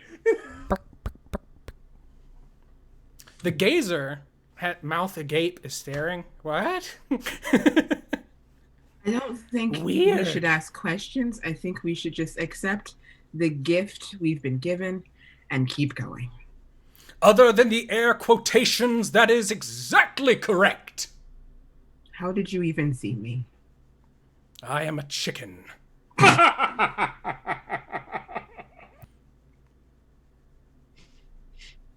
Fair Does enough. that really answer the question? It Let's should. go. Our eyes are made to see all manner of threats, even metaphysical ones to our existence. Forward, we go. Lead the go. way, eyeball. Oh boy. This is exciting. You hear the bemoaned footsteps of those that follow you now, as they seem to be completely driven, one-minded, unstopping. Archibald turns his head around, and says, "Is that an enemy that approaches?" What would we see? You hear the footsteps of those minions following you through the tunnels. Oh. What will you do if we say yes? I will stop them. Yes. With me at your back, we will overtake the world. Hop. Okay. It hops and lands next to you, Specs, and says, without turning around, "Go," and scrapes its little foot. "I will hold them back. This day is ours." I I think kind we of should. believe him. Yeah, we should Let's just just go. we should go. Let's just go, Don't die. please. Let's just go. The bravest chicken I ever met. A few moments pass. You continue down. Gragnar, there is no doubt in your mind. You feel as though you're very, very close. This presence is overwhelmingly oppressive. You feel this outside force like it's trying to slither into your mind, pressing in at the edges of your vision. You see movement where there isn't any.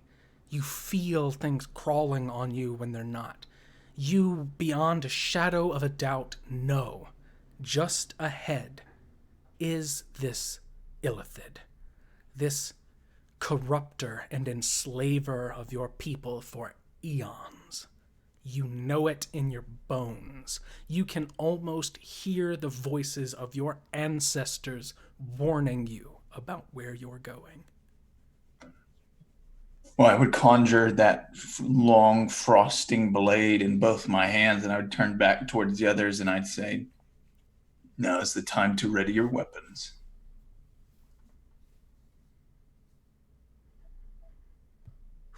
Okay. Oh, great. Before we go in, how would you all like to attack? I mean, I don't know about any of you, but I have never fought a mind flayer, so I don't really know. So I think based on the way we fought the demon, the best, so I think like rehashing that tactic plan, we said at the end, Basilisk should go first because he has their surprise, correct? Mm-hmm. And then what? That's what I remember.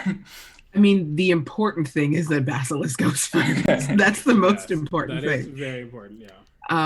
As you're After having this that- brief conversation, Oh, shit. you hear an incredible tumult from behind you. Clanging of swords and shields and the screams of hundreds of people in battle. It does not fit this place. But you can hear over the din of countless eons of combat, "Have at thee, knave!" as Archibald God. fights these servants of this mind flayer. Did the chicken get a sword and a shield? Don't Is know. that what I'm hearing? It's what it sounds like. Where did it come from? I don't think it's a chicken.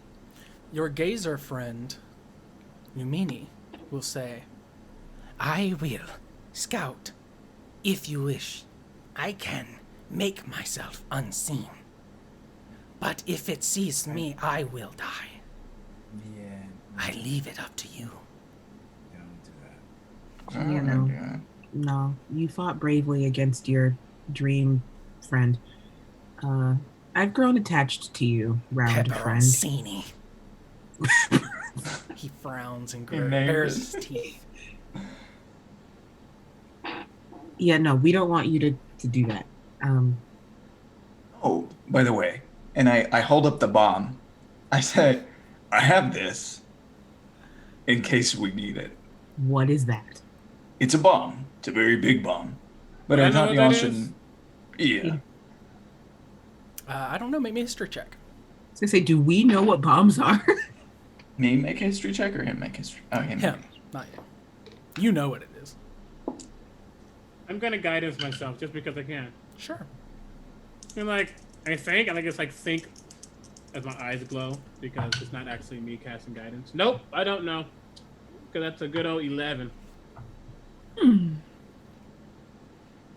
It looks gnomish to you. You rolled high enough to get that, and you know that they make all kinds of magical trinkets, things that kind of blend science and magic, so it probably wouldn't surprise you. Yeah, I had that the entire time. I've had it a little while since this morning when I was drinking my latte. That Did was it a lie. did it come out of your latte? No. Somebody offered me, but it's not important. It still works. It's a very long story that we will have to, put a pin in until we solve the problem directly in front of us. Like the pin and the grenade. Put a pin in. Yeah. Yes, that was a poor choice of metaphor. I apologize. But it's going to be waiting for us back up on the surface. So let's solve this one, and then we'll go over and solve that one. Okay? Sure. So really quickly, we're gonna make sure that Basilisk is first. Yeah. I can stay behind. I can be anywhere in between the there and the here. Somebody You should. draw it out. I this just way. need to not be blocked. And I'll throw the bomb.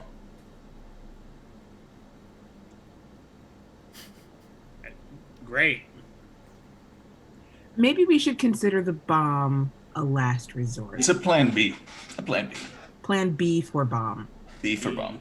Yeah. Or Basilisk bomb. Okay. I'm gonna start to hide because Basilisk just like scowls at this point. Sure. Sure. So the plan is Basilisk goes first, and then we do whatever. Pretty much. If we're gonna go in, I would like to turn invisible. Okay. Fancy. Yeah, I'm just gonna try to stealth. But I will, because time is weird with this spell. We know once we go towards this thing, how far forward is this thing from us? It would be hard for Gragnar to pinpoint that, but it's close. And I hear it.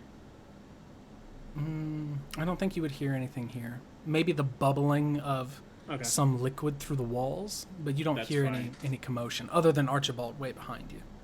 Then I will request, like, as when we get close, please just, invisible and people I can't see. Just try to see me so I can see you. And I'm going to ready an action right before we go into combat. Okay.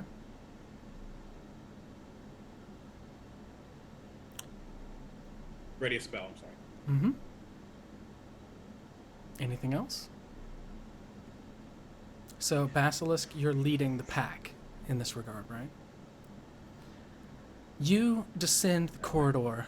The slime grows thicker and more greasy and oily, and you see that it's seeping directly from the stone itself.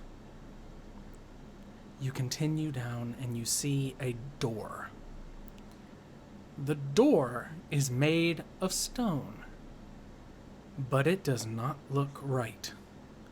It looks strange, green almost, semi-translucent. It's cold to the touch and inherently alien to you. There's no handle to open the door. There's no slot to peer through. This passageway is terminated in crumbled rocks, as though this wall at some point collapsed, surrounding this stone door. Why don't you roll me an investigation check? Size up maybe what your options are here.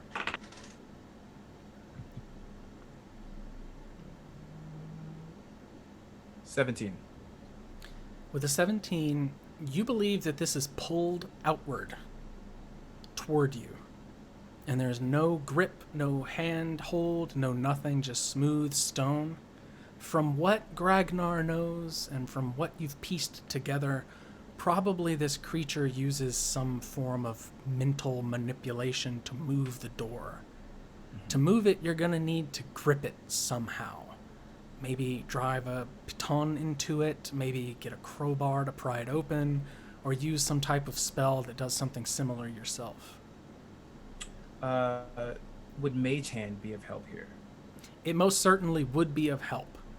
Mage Hand so can I- only lift or pull 10 pounds, so it's not going to do the whole door, but it would absolutely help. Okay, What so I about- do have Mage Hand. And I have that long sword that Is I it- don't use because long swords are not my thing. Is it locked? There does not seem to be any mechanism on it at all, just a giant slab of smooth stone. I can't really say anything because I don't know if Bass was just letting us know what he sees. I'm not actually. He can thieves' can't. Yeah, I'll He can these can. I'm sorry. That was like. I'm just gonna say this real quick. Growing up in the hood, when you have people who are in gangs and all you see them doing shit like that, that was all I saw. He's like, he got these can. I'm like, yeah, okay. I mean, more or less. That's exactly what I was going up for. I That's grew up real. in similar places. Try to use Mage Hand with the long sword, and because I can't probably reach as high up as I might need to get to a point with more grip or give, I guess. Well, if we are communicating, I will say, if you want to get back, I can open the door. So I'm gonna hide. Yeah. So I'm using Mage Hand. This won't be a skill. It will just open. You're gonna use the slime, aren't you? Oh, is that what that does? I I'm don't gonna have to know. look at that later, but no, it's not what I'm gonna do. If this thing wants, this is not me being sacrificial because I don't want to die, but if the thing wants me, you all can hide and sneak in. I can open the door myself with ease. As my eyes flicker again, as you know, I have thaumaturgy. I don't trust that one not to do something stupid. What did he do? Gragnar makes dumb choices when you're in danger. I mean, that is a fair statement, but I think it's even more fair to say that we're all in danger because there's a literal mind flayer behind this door. So I don't know if that matters right now. I'm just saying, I don't want... If you want to try, you can. I'm just saying you have better assets with sneaking instead of trying to focus on a door. And then this thing might see... I don't know. Just... He just gives up and then just steps to the side. He's like he's over it. You see it in his eyes. He just does not care. There is from instead of the anger, it's almost like when Specs was gone. There's a blank look in his eyes. It's more like he has like the milky white changeling eyes at this point. Yeah, Specs noticed that and doesn't understand why yet, other than there has to be something going on. I have a passive insight of 18 now, y'all. But I'm just like, well, everyone hide. If you want. The gazer, hide. when you say that, turns invisible. Next to Gragnar, who is invisible. Next to Thelen and Savvy. And I would stand near Specs because I'm afraid that he'll get telekinetically pulled in and these doors are going to shut behind him. Helen is gonna step up to where she assumes Gragnar is. I'm over here. And if... Thanks. And she's gonna put a hand on his invisible shoulder. It's gonna be a little bit of a blind fumbling. That's my mustache. And just hold it very tightly, and her rapier is just resting on her shoulder like it has been this entire walk through the cave, like a baseball bat. Just kind of like holding Gragnar back, or at least in place. Then, if no, oh, sorry, Lutia, what you gonna say? No, I'm just gonna do a hide. Go ahead and roll it for me. Oh, there's your low roll, JB. There it is. What is it? I rolled a total of 15. Okay. Um, Gabe pointing. My high is way better. My high was way better. Hold on. All right, What are y'all planning to call it? Hide. Excuse me, Ooh, my stealth. nice. Oh, look at that. He said, Plus "What's a that? 9. What's that?" 29 total. 29. Very nice. I'm All just right. not gonna bother. Where even is Basilisk right now? No one knows. You see, Yeah. that Basilisk has taken up a position where you imagine from inside the room you could never see or hear where he is. Near the door, among all these crumbled pieces of stone. He's just nestled perfectly in there in this elven form, peering out at you and slinking into the shadow. Savvy, there is a bat on your shoulder.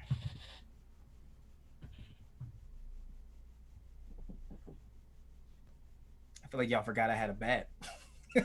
Oh, yeah. Because Because I'm looking at I the bats didn't. in the I picture. and I'm forgot. like, what? Yeah, I forgot he had I'm a like, I bat think too. those are ravens, Gabe. Are you okay? Those don't look like bats to No, me. Guathrin. I remember Guathrin. Yeah, because it was friends with the kid. Oh. Yeah. But once everyone is in place, Specs just kind of breathed and just. And though his eyes turned black, he's still there. He's you see that the magic of the past is coming through as he extends his hands, and the doors quite literally fly open.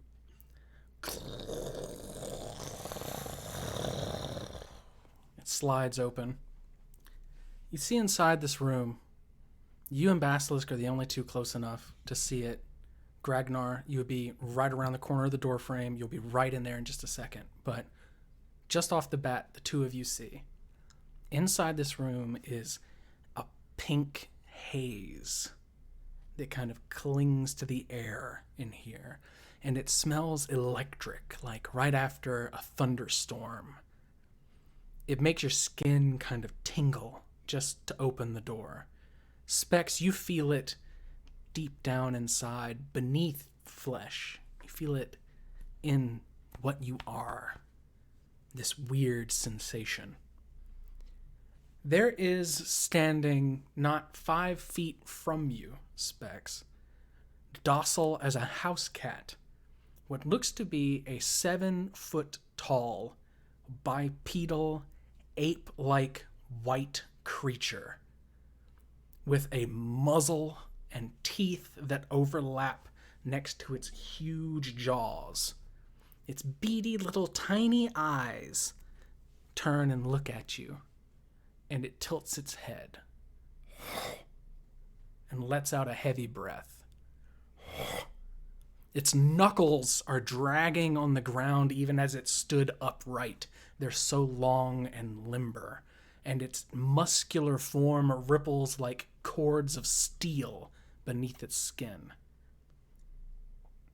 Inside the room proper, beyond it, you see a dais raised up in the center of this room. The room is of a shape that's hard to wrap your mind around.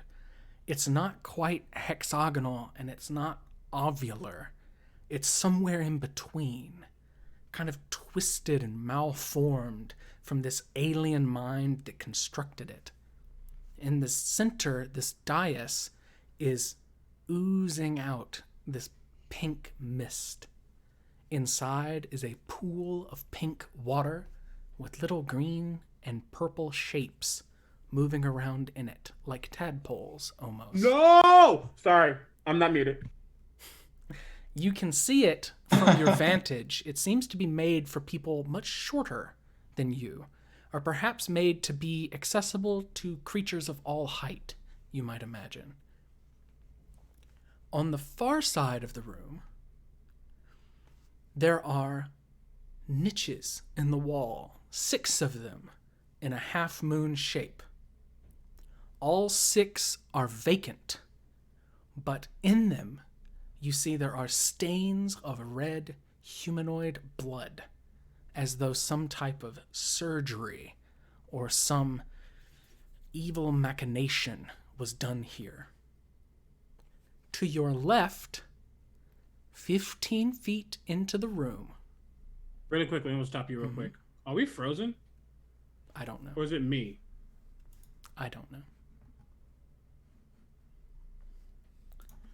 I guess I clicked to another stream. We are. And we wasn't. It wasn't. I don't know. Audio is still there. It was just the picture.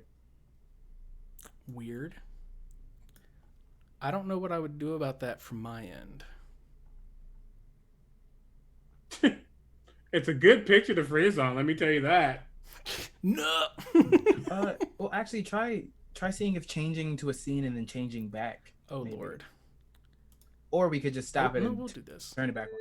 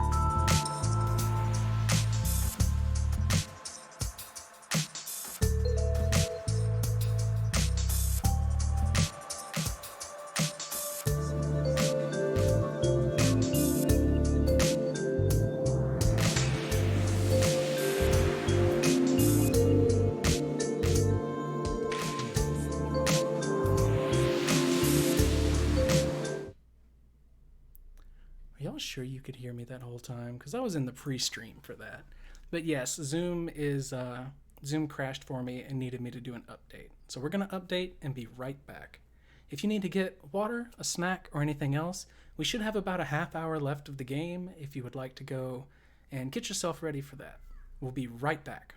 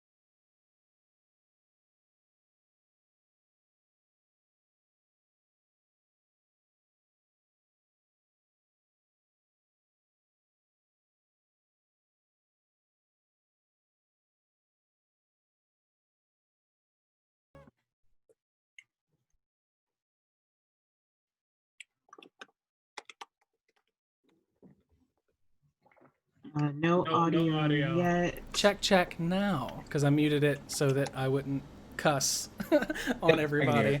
Because I had me a little cussing sesh. Because it was like, Zoom's required security update. Fuck it,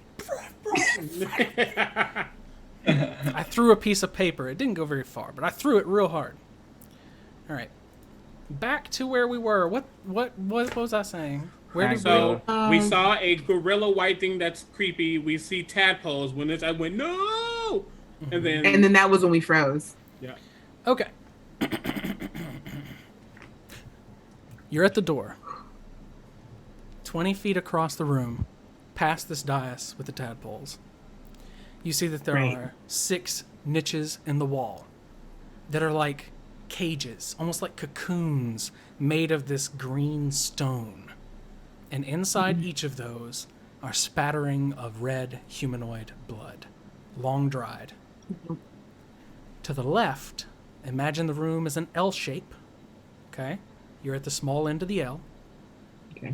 You can see straight down the room with one step inside. There is a wall covered in text. Parchment, stone tablets, books open on little daises themselves, text all over. And standing completely still, floating 4 or 5 inches from the ground, is a humanoid shape with its back to you, Specs. And it swivels without moving, its hands clutched in front of it at chest level. It seems very tall, well over 6 feet, but floating, it's so thin and willowy.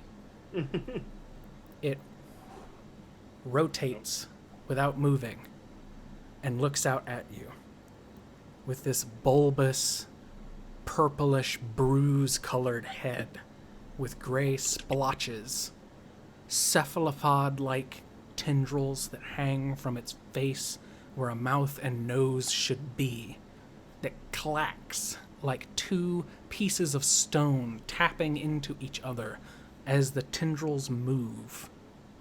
Its head has frills that snake up the side like some type of cuttlefish that lay smooth back against its head and pulse as its head moves slightly, like filled with some type of jelly that you can't quite put a finger on. Like a bubble about to burst, it moves with this thing's body. Yazir, it says into your mind, without moving its form at all. You came willingly. I am surprised, it says.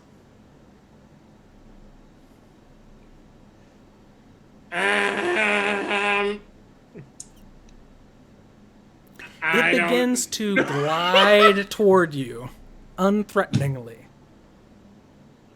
I don't know who Yazir is.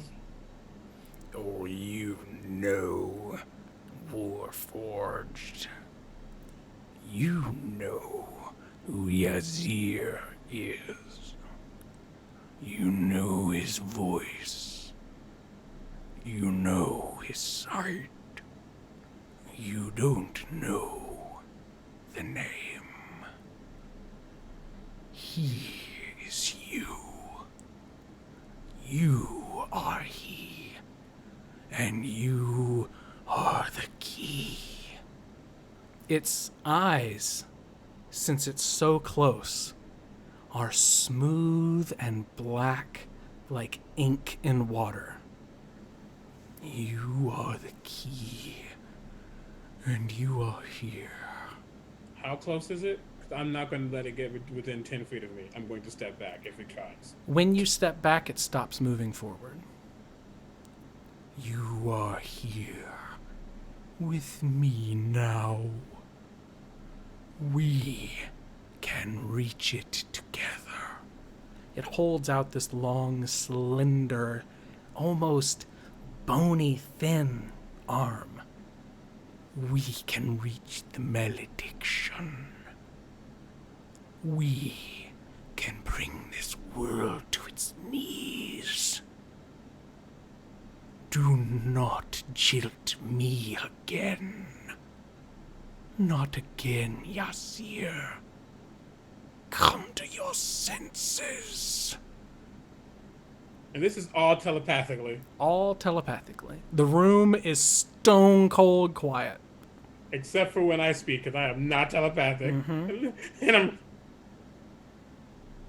I don't know what you're talking about.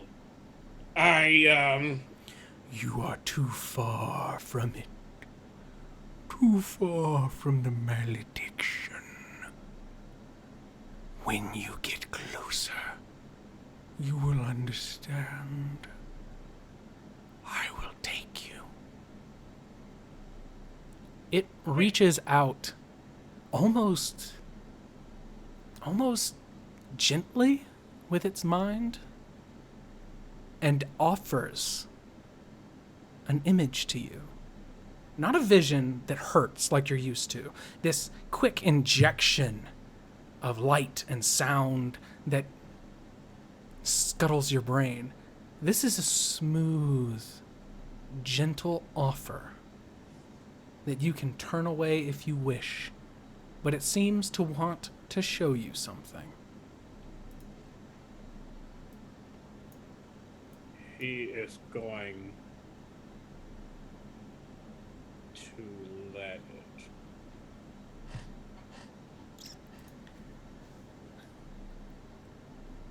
The world gently melts away into this pink mist, and you see a vision of this regal-looking man. This strange, pallid way about him. But it's strange. When you pay closer attention to the shape, it's not regal at all. It's some cat person. And no, now it's a human. And then the understanding hits you like a wave when you step into the ocean. The interconnected parts of these things that you've seen, these visions, all connected from one central nexus, this being known as Yazir. That understanding, it clicks into your brain like a missing puzzle piece, like it's been held from you this whole time and bloop, just put in effortlessly. These different lives, these emotions, these visions, these sounds, tastes, moments in time. You're in a bath with royalty. No. You're in a cave and Gragnar's holding you. No. You're wounded and you're scared. No. You're home in bed. No. Halflings have found you and have started caring for you. These little visions add up just enough that you feel so old and worn so thin and stretched through time. In this one instance, this creature has given you this insight. And you see its life too, almost in parallel to your own, seeking for the same thing, but always too far apart to connect, fought apart, and so close together that you've seen one another before. You've heard this voice years and years ago, lifetimes, and it splits again and separates. Like fate itself has driven a wedge between the two of you. And now it stands floating in front of you. The room fades back into existence. Its white and black, inky, watery eyes are closed for a moment and then slowly open, full black again. You have seen much, as have I. You need only join me, and we can find the malediction at last. My people can be restored, and you can have your dreams of power. The Mind Flayers will have their justice, and that beholder will not stop me for long. It will die as here. I will have the malediction, with or without you.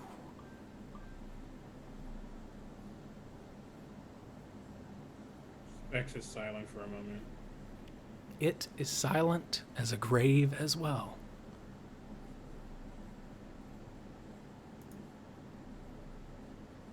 So you're saying that, somehow throughout time,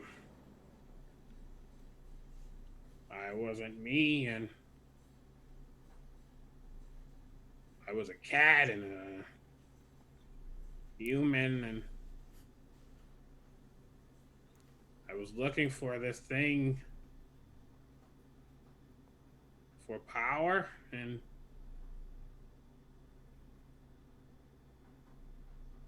a dream, and as he's saying this, you can see the black of Yazir slowly, like his eyes are still metallic and gold, but that black is slowly like overtaking. And we were to work together, and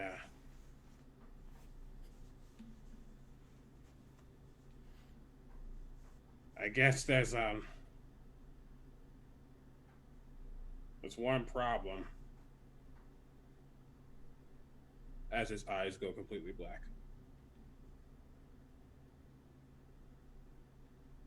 I promised that to Gragnar too. As I cast Bless on Basilisk, Gragnar, and Thelen.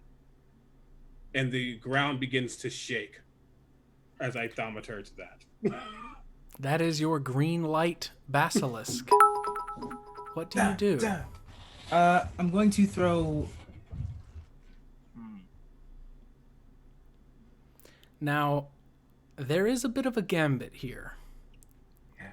Inside the door is this lumbering, almost lycanthropic creature standing silent vigil, completely still. But if it sees you, it will attack you. And it's up to you. What do you want to do? I'm gonna go for the mind flayer. I'm a man who, when I have a job, I focus on the job. Everything else is pancakes. Perfect. So I'm going to say that this happens at the same time. You throw your 2 daggers from the small vantage point inside the room. Dash in, throw the daggers, and this creature makes its attack of opportunity as you pass at the same time. So go ahead and make your attacks. All right. So, first one, and I'm actually, I'm going to just throw the 2 regular daggers. Okay. First one is a 23 to hit. Hits. All right, and I'll just roll the second one as well. That is a 19 to hit. Hits. You get the crit on the first attack, not the second, but you do get sneak attack on the second one. Wait, once per round. So put your sneak attack and all your damage on the first one that's a crit, and then the second one is just the D4 and your dexterity modifier. Got it. All right.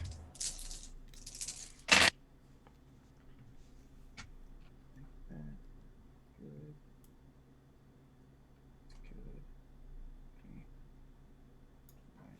10.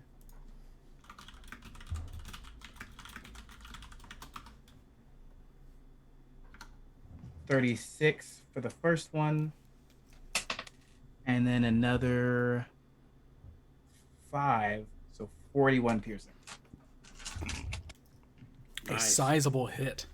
You see that this dagger sinks into this thin, willowy creature's chest, all the way to the hilt, not one moment before the dagger disappears in a puff of smoke, and then the next one sticks in right behind it.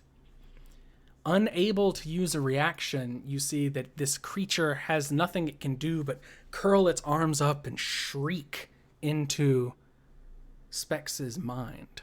Not yours, just Spex's. The voice says. Gross.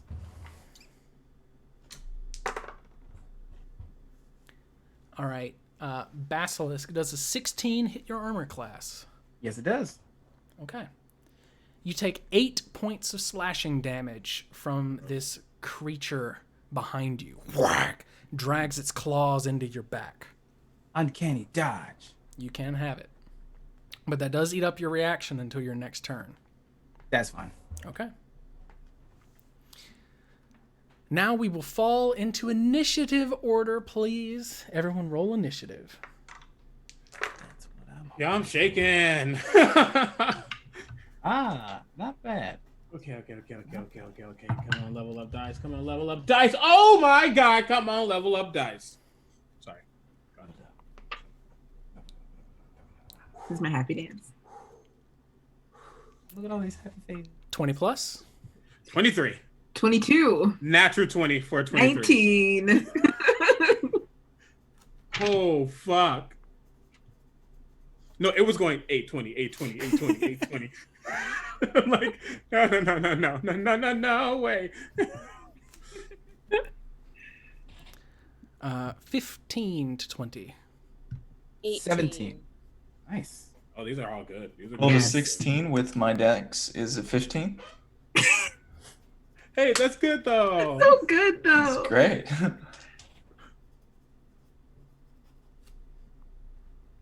All right. Fitting, Specs, you are the first to act when we fall into the initiative order. What do you do? Oh, Specs don't do shit. Yazir Oh shit. takes out his short sword and gets like almost like backhands and like tries to slash at his neck.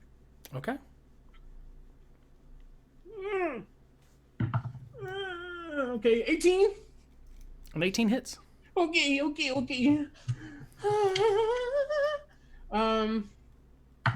Okay, that's 5 points of slashing damage.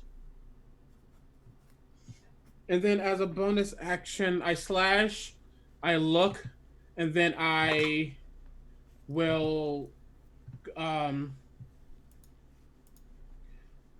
cunning action as I back away and disengage.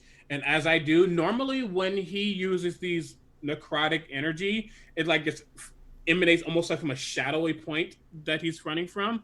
No, this is literally coming straight from his body, and he knows that is his. And it just wells up and doom, and attempts to hit the Mind Flayer too. That's a 17 on a die, so it's 23. A 23 hits. Okay, this is my sneak attack damage with this spell, but I also get to add my dex to it, so 3d6 plus 3. Okay, not the worst, not bad, not the worst, not bad. Math, 12 points of necrotic damage. This necrotic damage blasts into it, and again, it's reeling. Backs off. Its tendrils move, and it cuts its eyes from its wounded arm and chest. And when it turns and looks at you, Specs, all the warmth and all the understanding is gone. This thing looking at you now is some kind of predator beyond your understanding as its tendrils move again. And as a quick free... Oh, good. He says, if you know me, you will know that I want it for myself. Why would I share it? No basilisk. Savvy. That's my turn. From my hidden spot, can I see through the door then? You can see through the door and see the albino creature that attacked Basilisk. You cannot see the Mind Flayer from where you are, but with 30 feet of movement, you can come into the door around, provoke an attack of opportunity from the Quaggoth, unless you cunning action, and get onto the Mind Flayer. So you can get wherever you want to be inside this room. Okay. Yeah, I feel Savvy feels that the bigger threat is the thing that we came here for. So she will get into the room, bonus action, disengage from the Quaggoth. As it swipes its hand, you slide underneath it. Oh, yes. And then will unleash her rapier upon Mr. Davy Jones. Okay. That is nice. Nice. That is a 21 to hit. 21 does hit. Fantastic. For a total of, because Specs is there, right? Nope. What? But No. you were hidden. Oh, that's right. I was hidden. Beautiful. So that's going to be a total of 21 points of damage. All right. Savvy, what does it look like when you kill this Mind Flayer anarchist in front of Speck's eyes?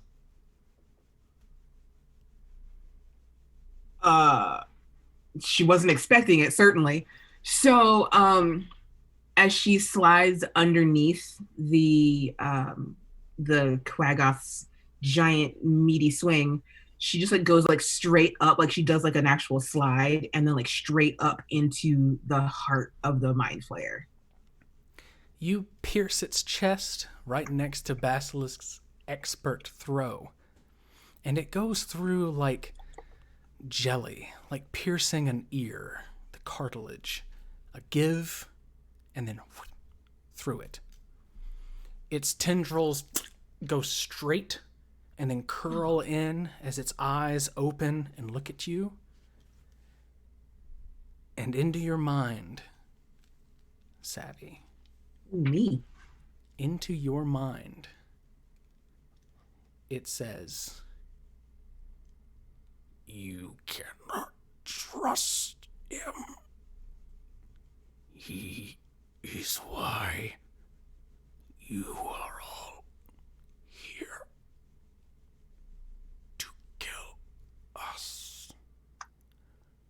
And it slumps forward onto your shoulder, still affixed to your rapier. I get up from my weird sliding position and like shake it off. It lands on the ground with a thud.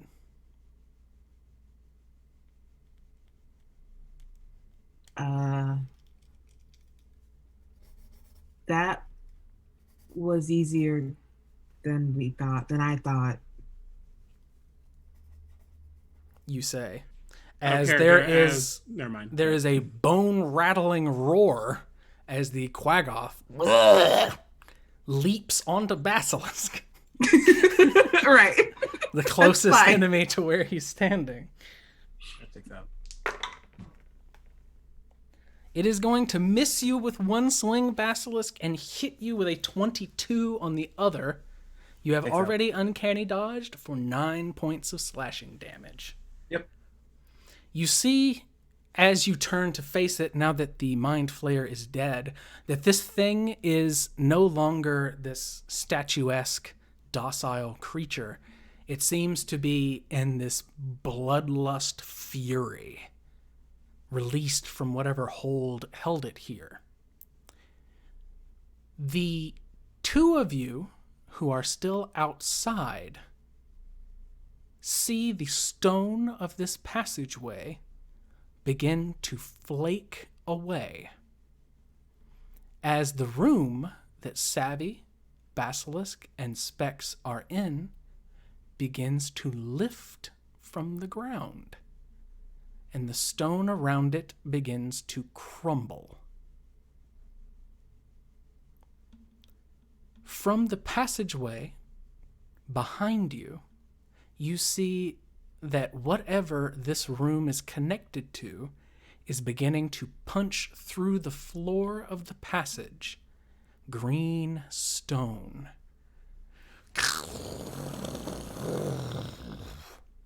And a tentacle crawls from the stone into the hallway and begins to wrench itself free.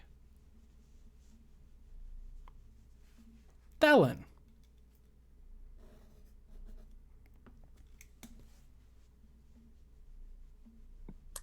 Yeah, so okay. Thelen's gonna give Invisible Gragnar's shoulder a good squeeze and just saunter up to that nasty little tentacle and stab it. All right. You know, don't know that Basilisk is getting mauled. Don't touch the tentacles. Just there's a nasty little tentacle. Natural 20. A natural 20 will hit.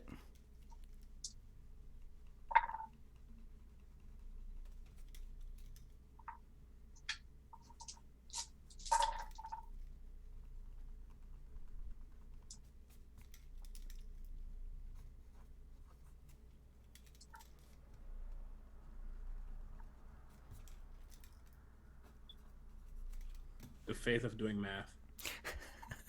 The face of playing a rogue or someone that casts fireball. Hold on, I don't remember what I add to this weapon. 32 points of damage. Because I get my sneak attack when I'm alone. Mm-hmm. You hack into this tentacle, and this gray, pinkish sludge begins to come out. Less like blood and more like some kind of biological hydraulic fluid. And the tentacle keeps pressing, almost as though it's ignoring you, ripping the stone around you. Gonna bonus action disengage. Not that I really think it's gonna attack me, and try to climb into the room. Sure.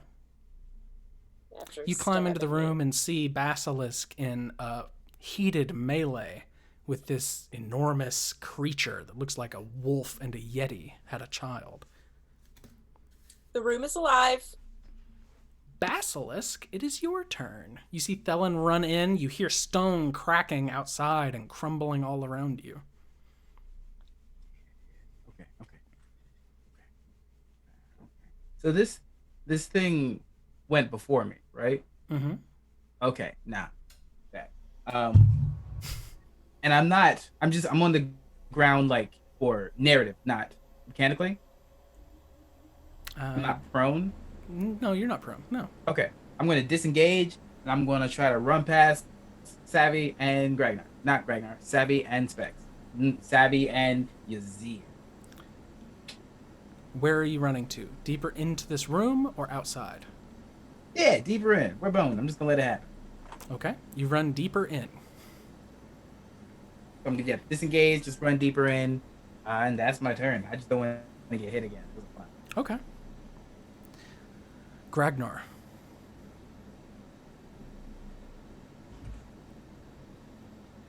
Sorry, doing some strategizing. How much do I know about what's happening right now? Because of where I'm from and everything, would I recognize this? Can I give you a check? Man, you can make me a real big Arcana check. Okay, I have expertise in Arcana. That's great. It won't help, probably. It might. 4 plus 8, so I got a 12. So I'm guessing not a lot. No, this far realm shit's above your pay grade most of the time, right? Yeah, probably. Okay, well, I would like to step into the room, and I'm gonna give Basilisk a hand with this monster, and I'm gonna attack it once with my first psychic blade, and then I'll throw the other one as my bonus action. Okay. So I'm gonna give you 2 attacks. AC First. 13. 13 AC. Okay, I like that. That's good. All right, so the first one is a 17 to hit, and the second one is a natural 20. Hey. So the first one is the one that's going to get doubled with my crit, with my Sure. my sneak attack, right? Yeah. So let's see. Should be 2d6 or 3d6. It's 3d6 now. 3d6 now, plus my psychic blade. 2, 3, plus 10, 13, plus my dex, 14, 15. So 15 for the first one. A sizable hit. And then I just double the dice for the second one. So that's 6 plus 2, 8 for the second. So I just throw these 2 frosty blades. That brings us up to Specs.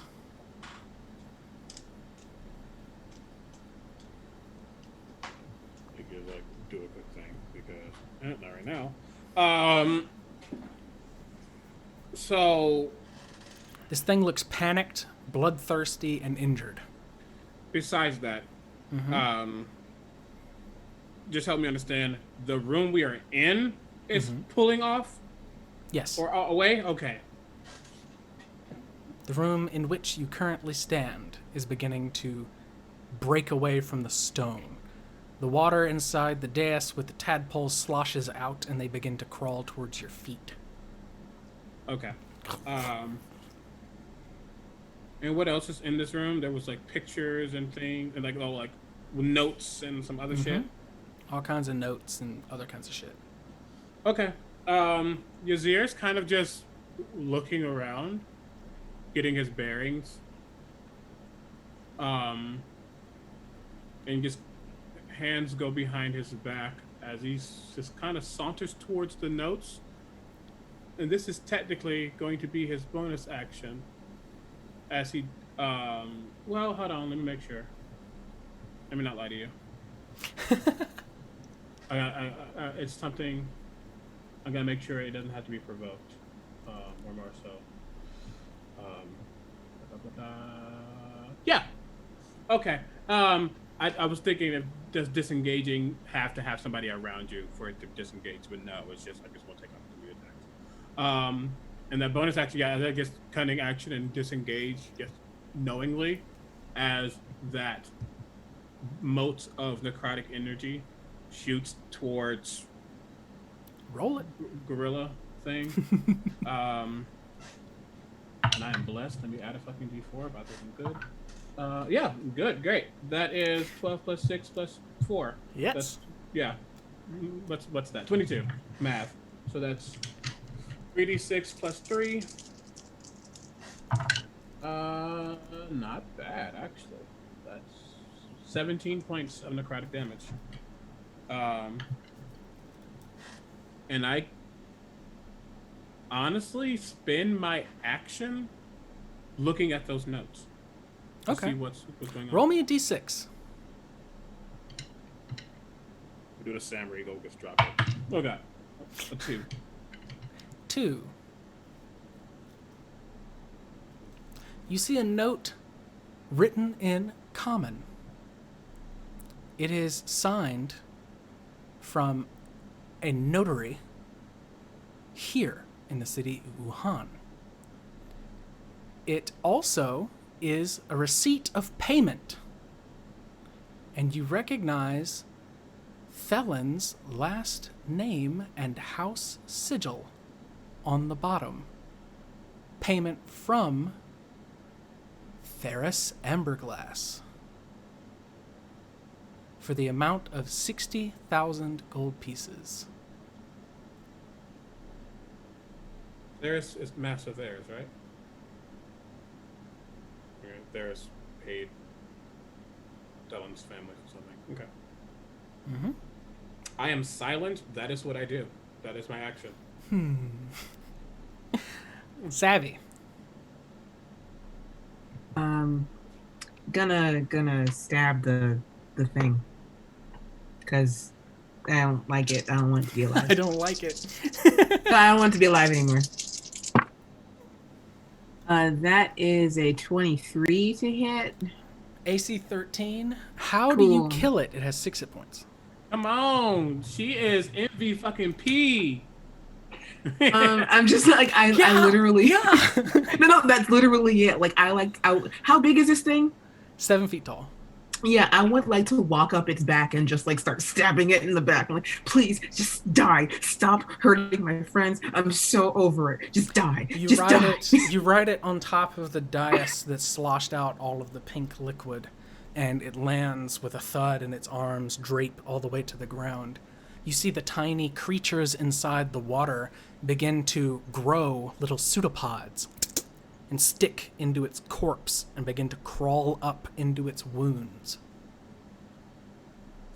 Cool. That's gross. Look at Justin. No. No, not cool. Not cool. We're gonna burn that. That's gross. What do we do now? Everybody. Everyone.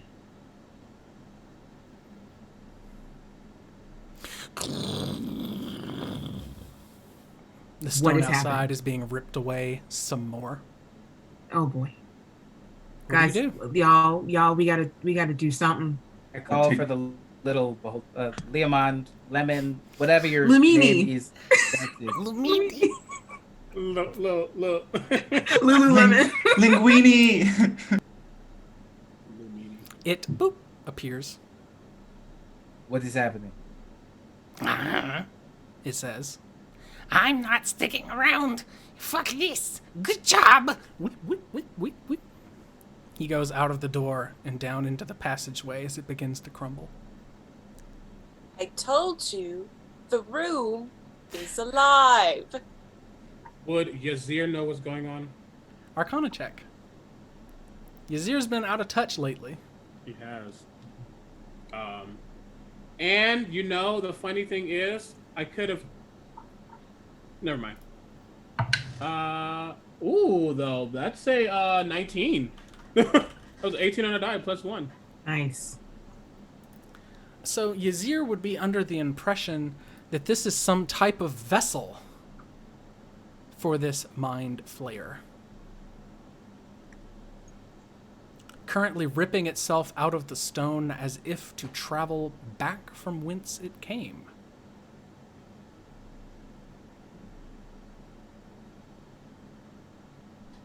What about the Shadow Colossus, this thing? Right. What do you do, gang? We gotta go. We gotta go. We need to take as many things from this place as we can. That I agree with. And Savvy will start pulling things off of the walls. Felon will help Savvy just grab anything and everything, as long as it's not gross and sticky. Perfect. Yep. You do this for a couple rounds. Not long. Not long at all. Specs. You hear in your mind. You cannot kill me so easily, Yazir. And when you turn and see the Quaggoth looking in your direction, its skin is becoming purplish pink and oily. I will take you to your doom. And then you chop it to pieces or whatever. Yeah. Its body was not animate. It reached out to speak to you. What do you do now? You've shoved all of this stuff hastily. The ground's beginning to rumble. The place is beginning to tilt. This water's sloshing everywhere, and the sludge is dripping from the walls. You're starting to get thrown around like you're inside of a can being shaken up. You rip the things from the wall. Everything but the stone tablets are too heavy, and they're in a script none of you understand anyway. Probably some shorthand from this fucking thing. You throw it all into different bags. What do you do? I say to everyone, we should be gone with haste. Now go. Words fail me. Door. Let's leave. I look at Specs. I kind of want to stay. I want to see where this goes. If they know where the malediction is, I have no reason to leave. The door.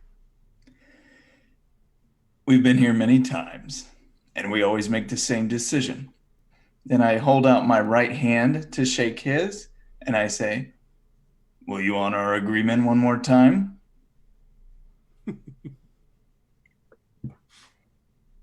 He reaches out.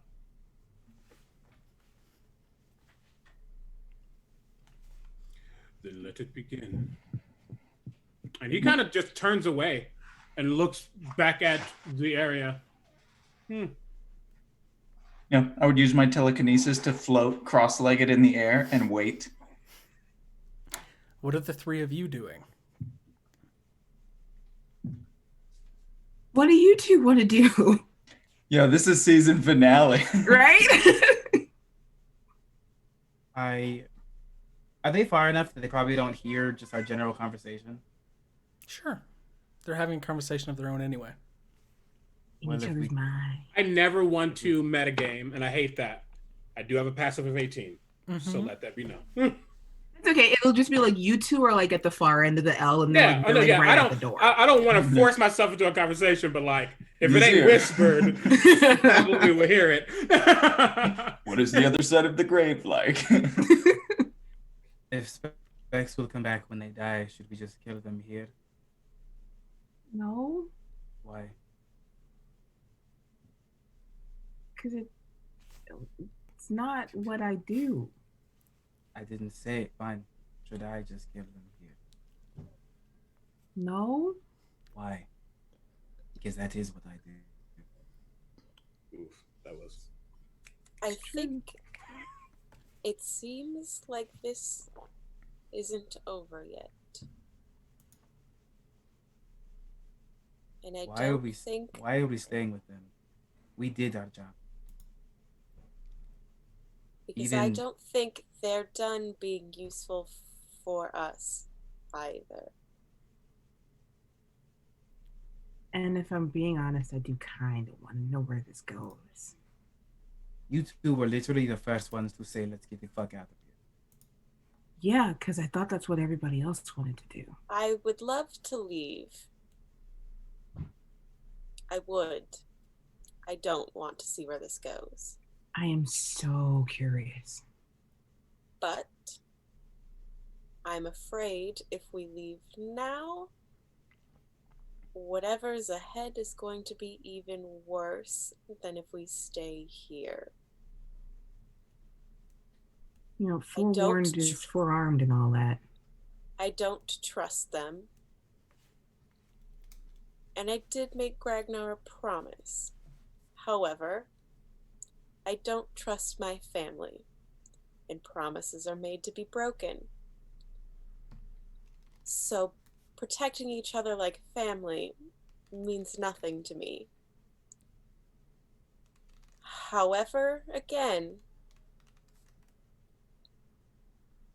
I can't shake the feeling that this is going somewhere that will end up anyway. That weird little eyeball said I was missing something, and maybe this will take us to wherever that is. Maybe it won't. Maybe we have to kill them later. But We it might have seems to like kill we're them at an later. impasse. We'll probably have to kill them later. Basilisk just crosses his arms and laughs a little bit, but it's that more like maniacal laughter. Literally, they said when we reached the malediction, blah blah blah, same shit, and you assume you're going to have to kill them, or they may try to kill you, but you're staying with them even though you don't trust them. This is why none of you lie. And he crosses his arms. I don't trust anyone, to be perfectly honest. It's the way I was raised, perhaps. Why did you stick to how you were raised? Because obviously it wasn't a good childhood anyways. To be better. I'm gonna go close the door. All right. Fleshy sphincter door. You go to God. close this No. hard green stone door that is not fleshy or sphincter-like at all. And Really quickly, JB, Yeah. I messaged you. I did it privately for a reason.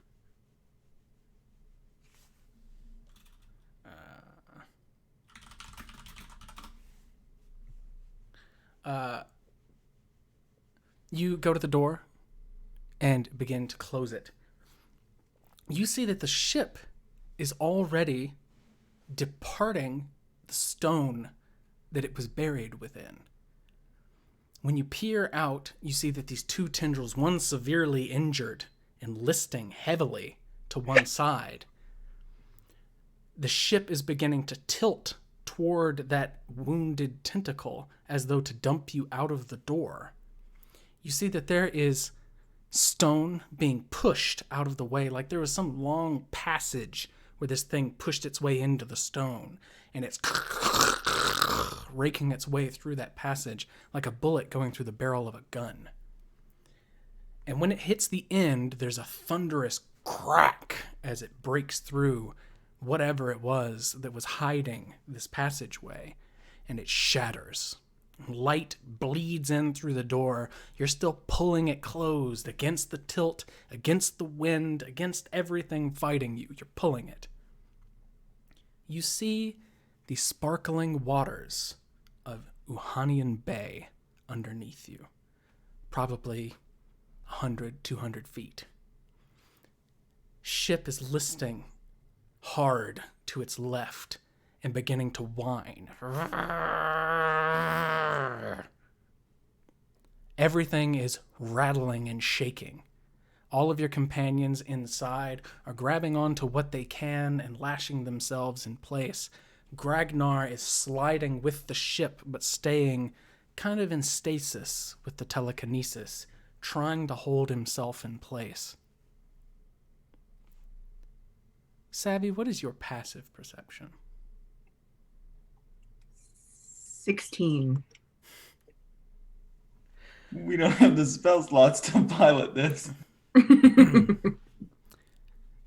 You see that at this rate, the ship is going to list hard to the left, make an oval, and perhaps go off into the distance, or perhaps slam into the earth moats that float above the city.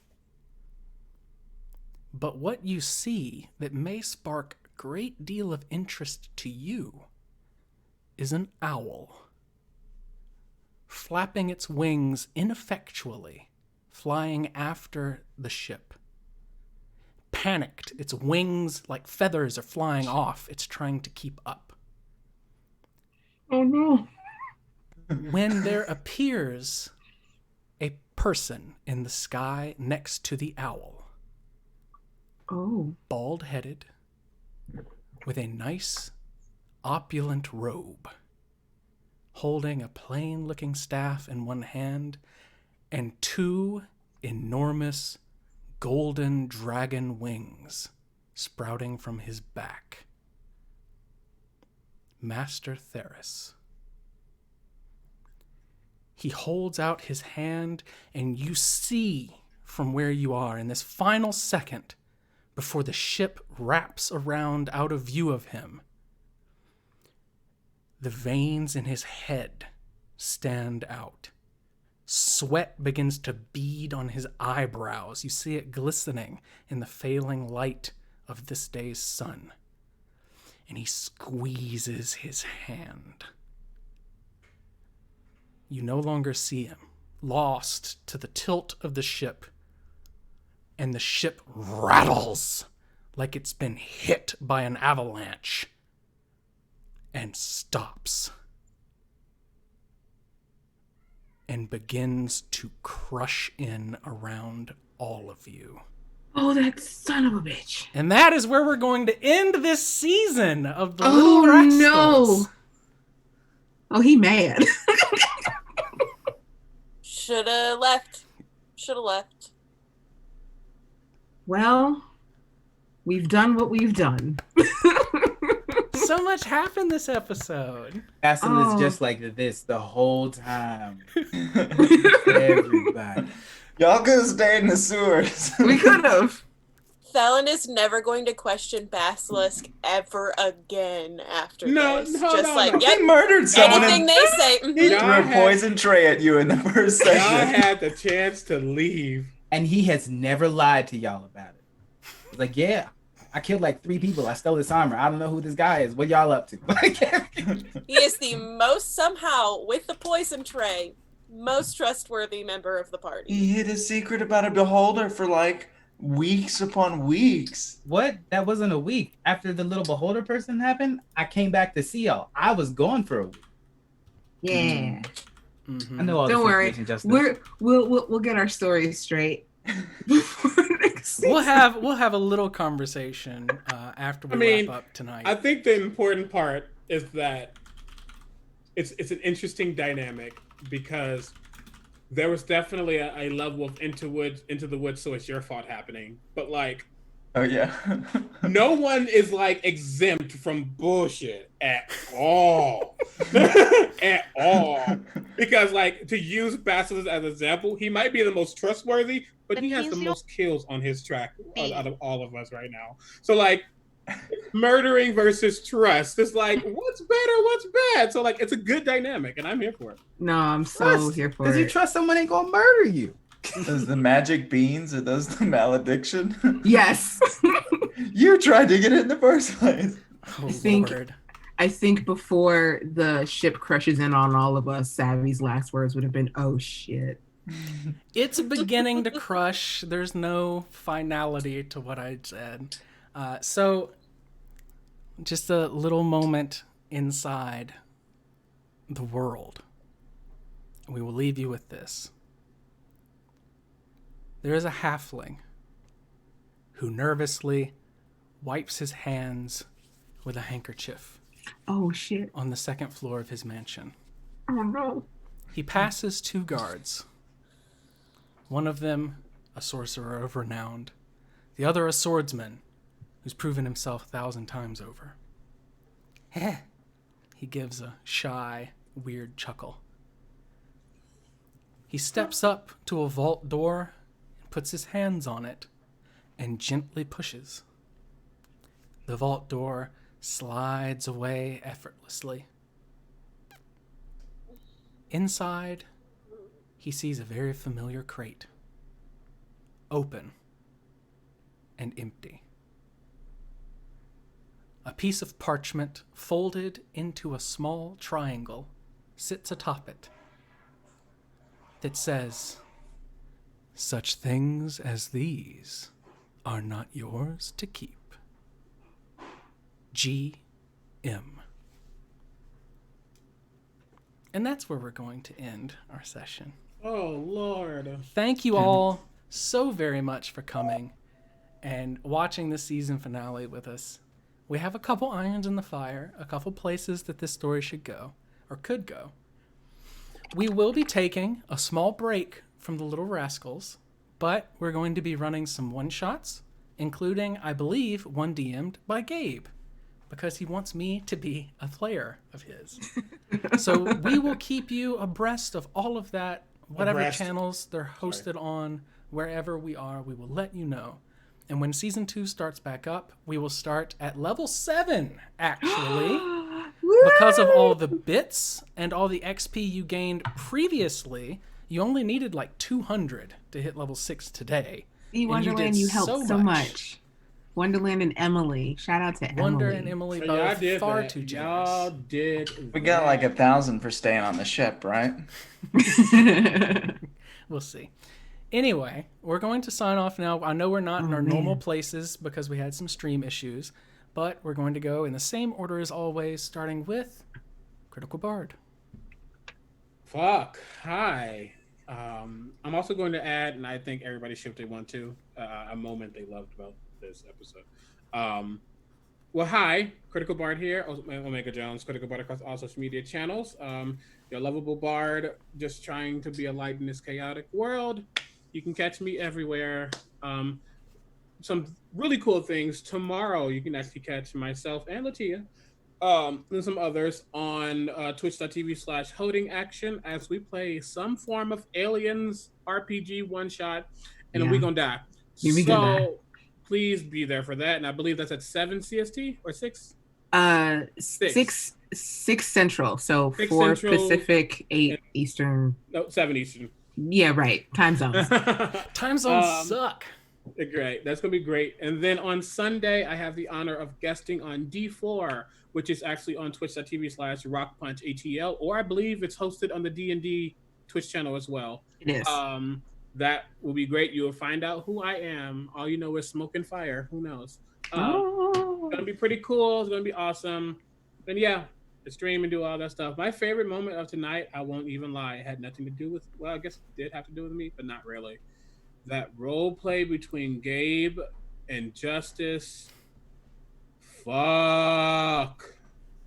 I mean, all 4 of y'all in that moment, like, had, like, I mean, and my character couldn't do shit, literally. And then we just, like, just watching, just the idea of what is morality and what is trust among rogues and thieves and all these things that no one has ever said because we're all so different in our roguishness, which is what this game is about. That was cool to get witness. I loved it, and thank you for being the amazing players that you are, and thank you for agreeing to be a part of this because it made my heart sing. Okay, Yeah, I'm we. done. Renowned and famous DM Justice. Famous. Hi, I'm Justice. Famous. You can you can catch me on Twitter at Justice_Armin for many joke threads and D&D stories, and at www.justicearmin.com. Just plugging away on things, honestly. With conventions down, we'll see whenever we'll be out in the wild again. But I'd say one of my favorite moments, I really like seeing Yazir come out because the difference between Specs and Yazir is so stark. And it's cool for me and CB to play two characters that each have two different relationships with each other. So I think it's cool that when Basilisk and y'all kind of leveled and made Gragnar tell that it kind of is like, all right, we get to see who everybody is here now, and let's drop the act. And then it kind of starts back up again until he becomes Yazir again, and it's like, hey, remember our agreement. So it's just kind of like back and forth. I think it's a lot of fun. So, but yeah, that's that. Latia. It's me. Hi. I just wanted to say, Justice, your D&D threads lately have been fire. I love them so much. They are a light in the darkness that is this world. Hi, I am Latia, the Lady Tiefling across all social media. Like CB said, you can catch me with him tomorrow at twitch.tv/holdingaction, where I'm the leader of a team of people in the alien. I know nothing about aliens. This is gonna be great. And then on Sunday, Rivals of Waterdeep is coming back with a one-shot run by our erstwhile paladin, Cypher of Kier, Tanya DePass. That's going to be a whole lot of fun. So that will be in our normal time slot on Sundays, noon Central, 10 Pacific, 1 Eastern time zones, at twitch.tv/D&D. And then next week, I will probably be doing some form of streaming. I don't know. But I'm bored and I want to do something. So I'll be announcing whatever it is I'm streaming next week because I don't know what it is yet. Liz. Favorite moment. Yeah, my favorite moment. I do have it. Just that moment when we were sitting in front of the entrance to the underground, like it was just that pivotal moment where you saw what everybody is capable of. Like Spec shutting down, but then like Gragnar holding his secrets, but Savvy having the secrets, and not no one expecting her to have the secrets. And Basilisk is just like, well, what the heck? I'm not good with the words, but that was a really good moment. And I like the end too, because it was a moment where clearly we are all, capable of going our separate ways, and I don't know if it's the players or the characters that don't want to not be with each other.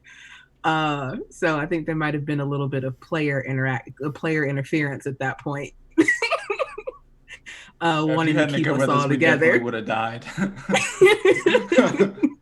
But yeah, just those two moments probably my best, and then your narration at the end, JB, because I really really like those end narrations. I'll stop talking now. Liz, please say something. Liz. Hello, it's me, Liz. Can I ask, how was your equine emergency? Did everything go smoothly? Yes, he is all settled. I am very dirty, and I got these weird curls going on because, hey, Northeast Ohio is currently flooded, so it took way longer than it was supposed to. But yes, my horse is all settled, and hopefully life doesn't throw any more stupid things at me until everything out in the world goes back to normal. We can only hope. You can find Liz at RaptorHanded on Twitter. Please go follow. I love Liz. Liz is great. Everyone needs more Liz. Gabe. James Games. Hi, I am Gabe James Games. You can find me on Twitch, Twitter, pretty much anywhere else on the internet. I'm working on a lot less, thankfully. I am working with the 2C gaming people to come up with creatures for their Total Party Kill 2 Bestiary, which was a lot of fun. They basically said, make this thing. I was like, can I make this thing? And they're like, yeah, sure. So I'm very excited when that comes out because it's messed up. I am thankfully finishing up a bunch of projects this week, which means I will have more free time to do all the things I want to do. I'm working on a superhero system. I'm working on 3 D&D supplements and a couple other things. But I scheduled it, so I'm not losing my mind. I think my favorite part was Savvy having the antitoxin because it was just a prime moment, and Gabe was happy, even though I forgot Basilisk about that. was really sad. But Gabe was happy about it. Also, so I poisoned the daggers that I had. And JB knows what the poison does, but Basilisk was poisoning the daggers for use against the party if it came to it. Which is why he was only using the glove daggers against the... I think we knew that. Yeah. I think we're all deep down in our hearts. We're ready for that. But I had them specifically outlined, is why I picked the 3. I legit thought when I started coughing that you had poisoned me during the downtime. Yeah, I was like, I was- got fucking poisoned just now. It happened. This is how I die. I would have if Basilisk does it, he wants you to see it at this point because now it's personal. His character is real, but CB is definitely right because he's way different than he was gonna be. Because I think he would have tried to kill Gragnar if he was how I kept him originally, at least twice. I mean, same for Gragnar. Gragnar would have used and thrown all you guys away a long time ago, but Justice kind of softened him just Yeah, to he's make evil. the game feel better. He's definitely evil. a scoundrel when we started. He was evil, yeah. And it's kind of hard to play an evil character. It's interesting seeing the background because you don't get that tension relieved after those moments because it's like, I love Gabe. it's like Gragnar is so mad at Gabe, but I love Gabe. I was like, I feel bad. I hope Justice doesn't think I'm talking down to I think he Justice. hates me. I was like, he must hate me. He looks so angry right now. Y'all really need to see Zoom chat while we play. It is something. That's Gabe. If we get to 1,500 subscribers, we'll show you Zoom chat for one session. Oh God! Yikes! Hi, I am Drop the Die, also JB in my personal life. And you can find me here and at Drop the Die on Twitter. That's where I spend most of my time. I'm planning on streaming this weekend probably some Vigi games. And I have a couple sessions lined out where I am introducing you, wonderful Twitch people, to D&D one streamer at a time.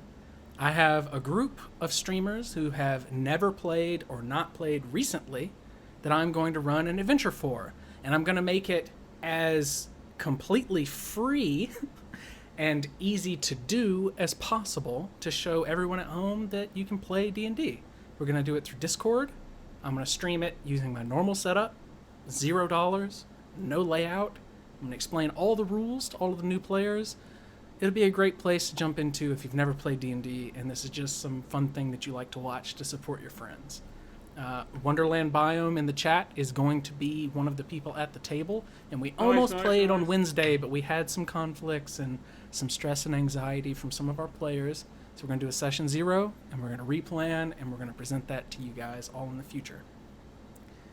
Past that, I'm working on random stuff, and you'll hear more about that on Twitter, because I honestly can't even think about any of it right now.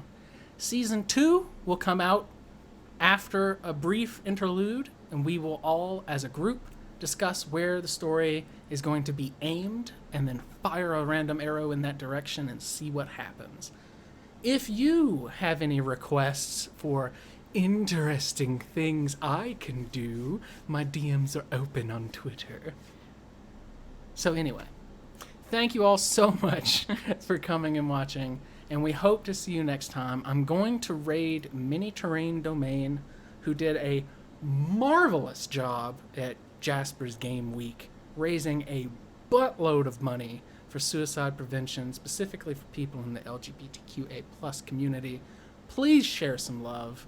Spam Archibald, which was my favorite moment, I think, just getting to finally be Archibald. I literally messaged Justice as well. I was like, so I literally have 10K. I can summon Archibald. You were gonna have to fight 4d6 mindless thralls, plus an additional 4d6 if you went down the right tunnel instead of the left tunnel. So that may have chewed up a lot of your resources and your health. So it was a really good call using Archibald right there. Oh. I really was not expecting any of that when we got Archibald. I didn't know it could talk. It was 50-50. I roll for it every time you summon him. Oh, so we got the good Archibald? He has different personalities too. So I'm going down the list of personalities. So get ready for the next Archibald. That one's going to be real bad. But thank you so much, everyone, and we will see you next time. Bye. Bye.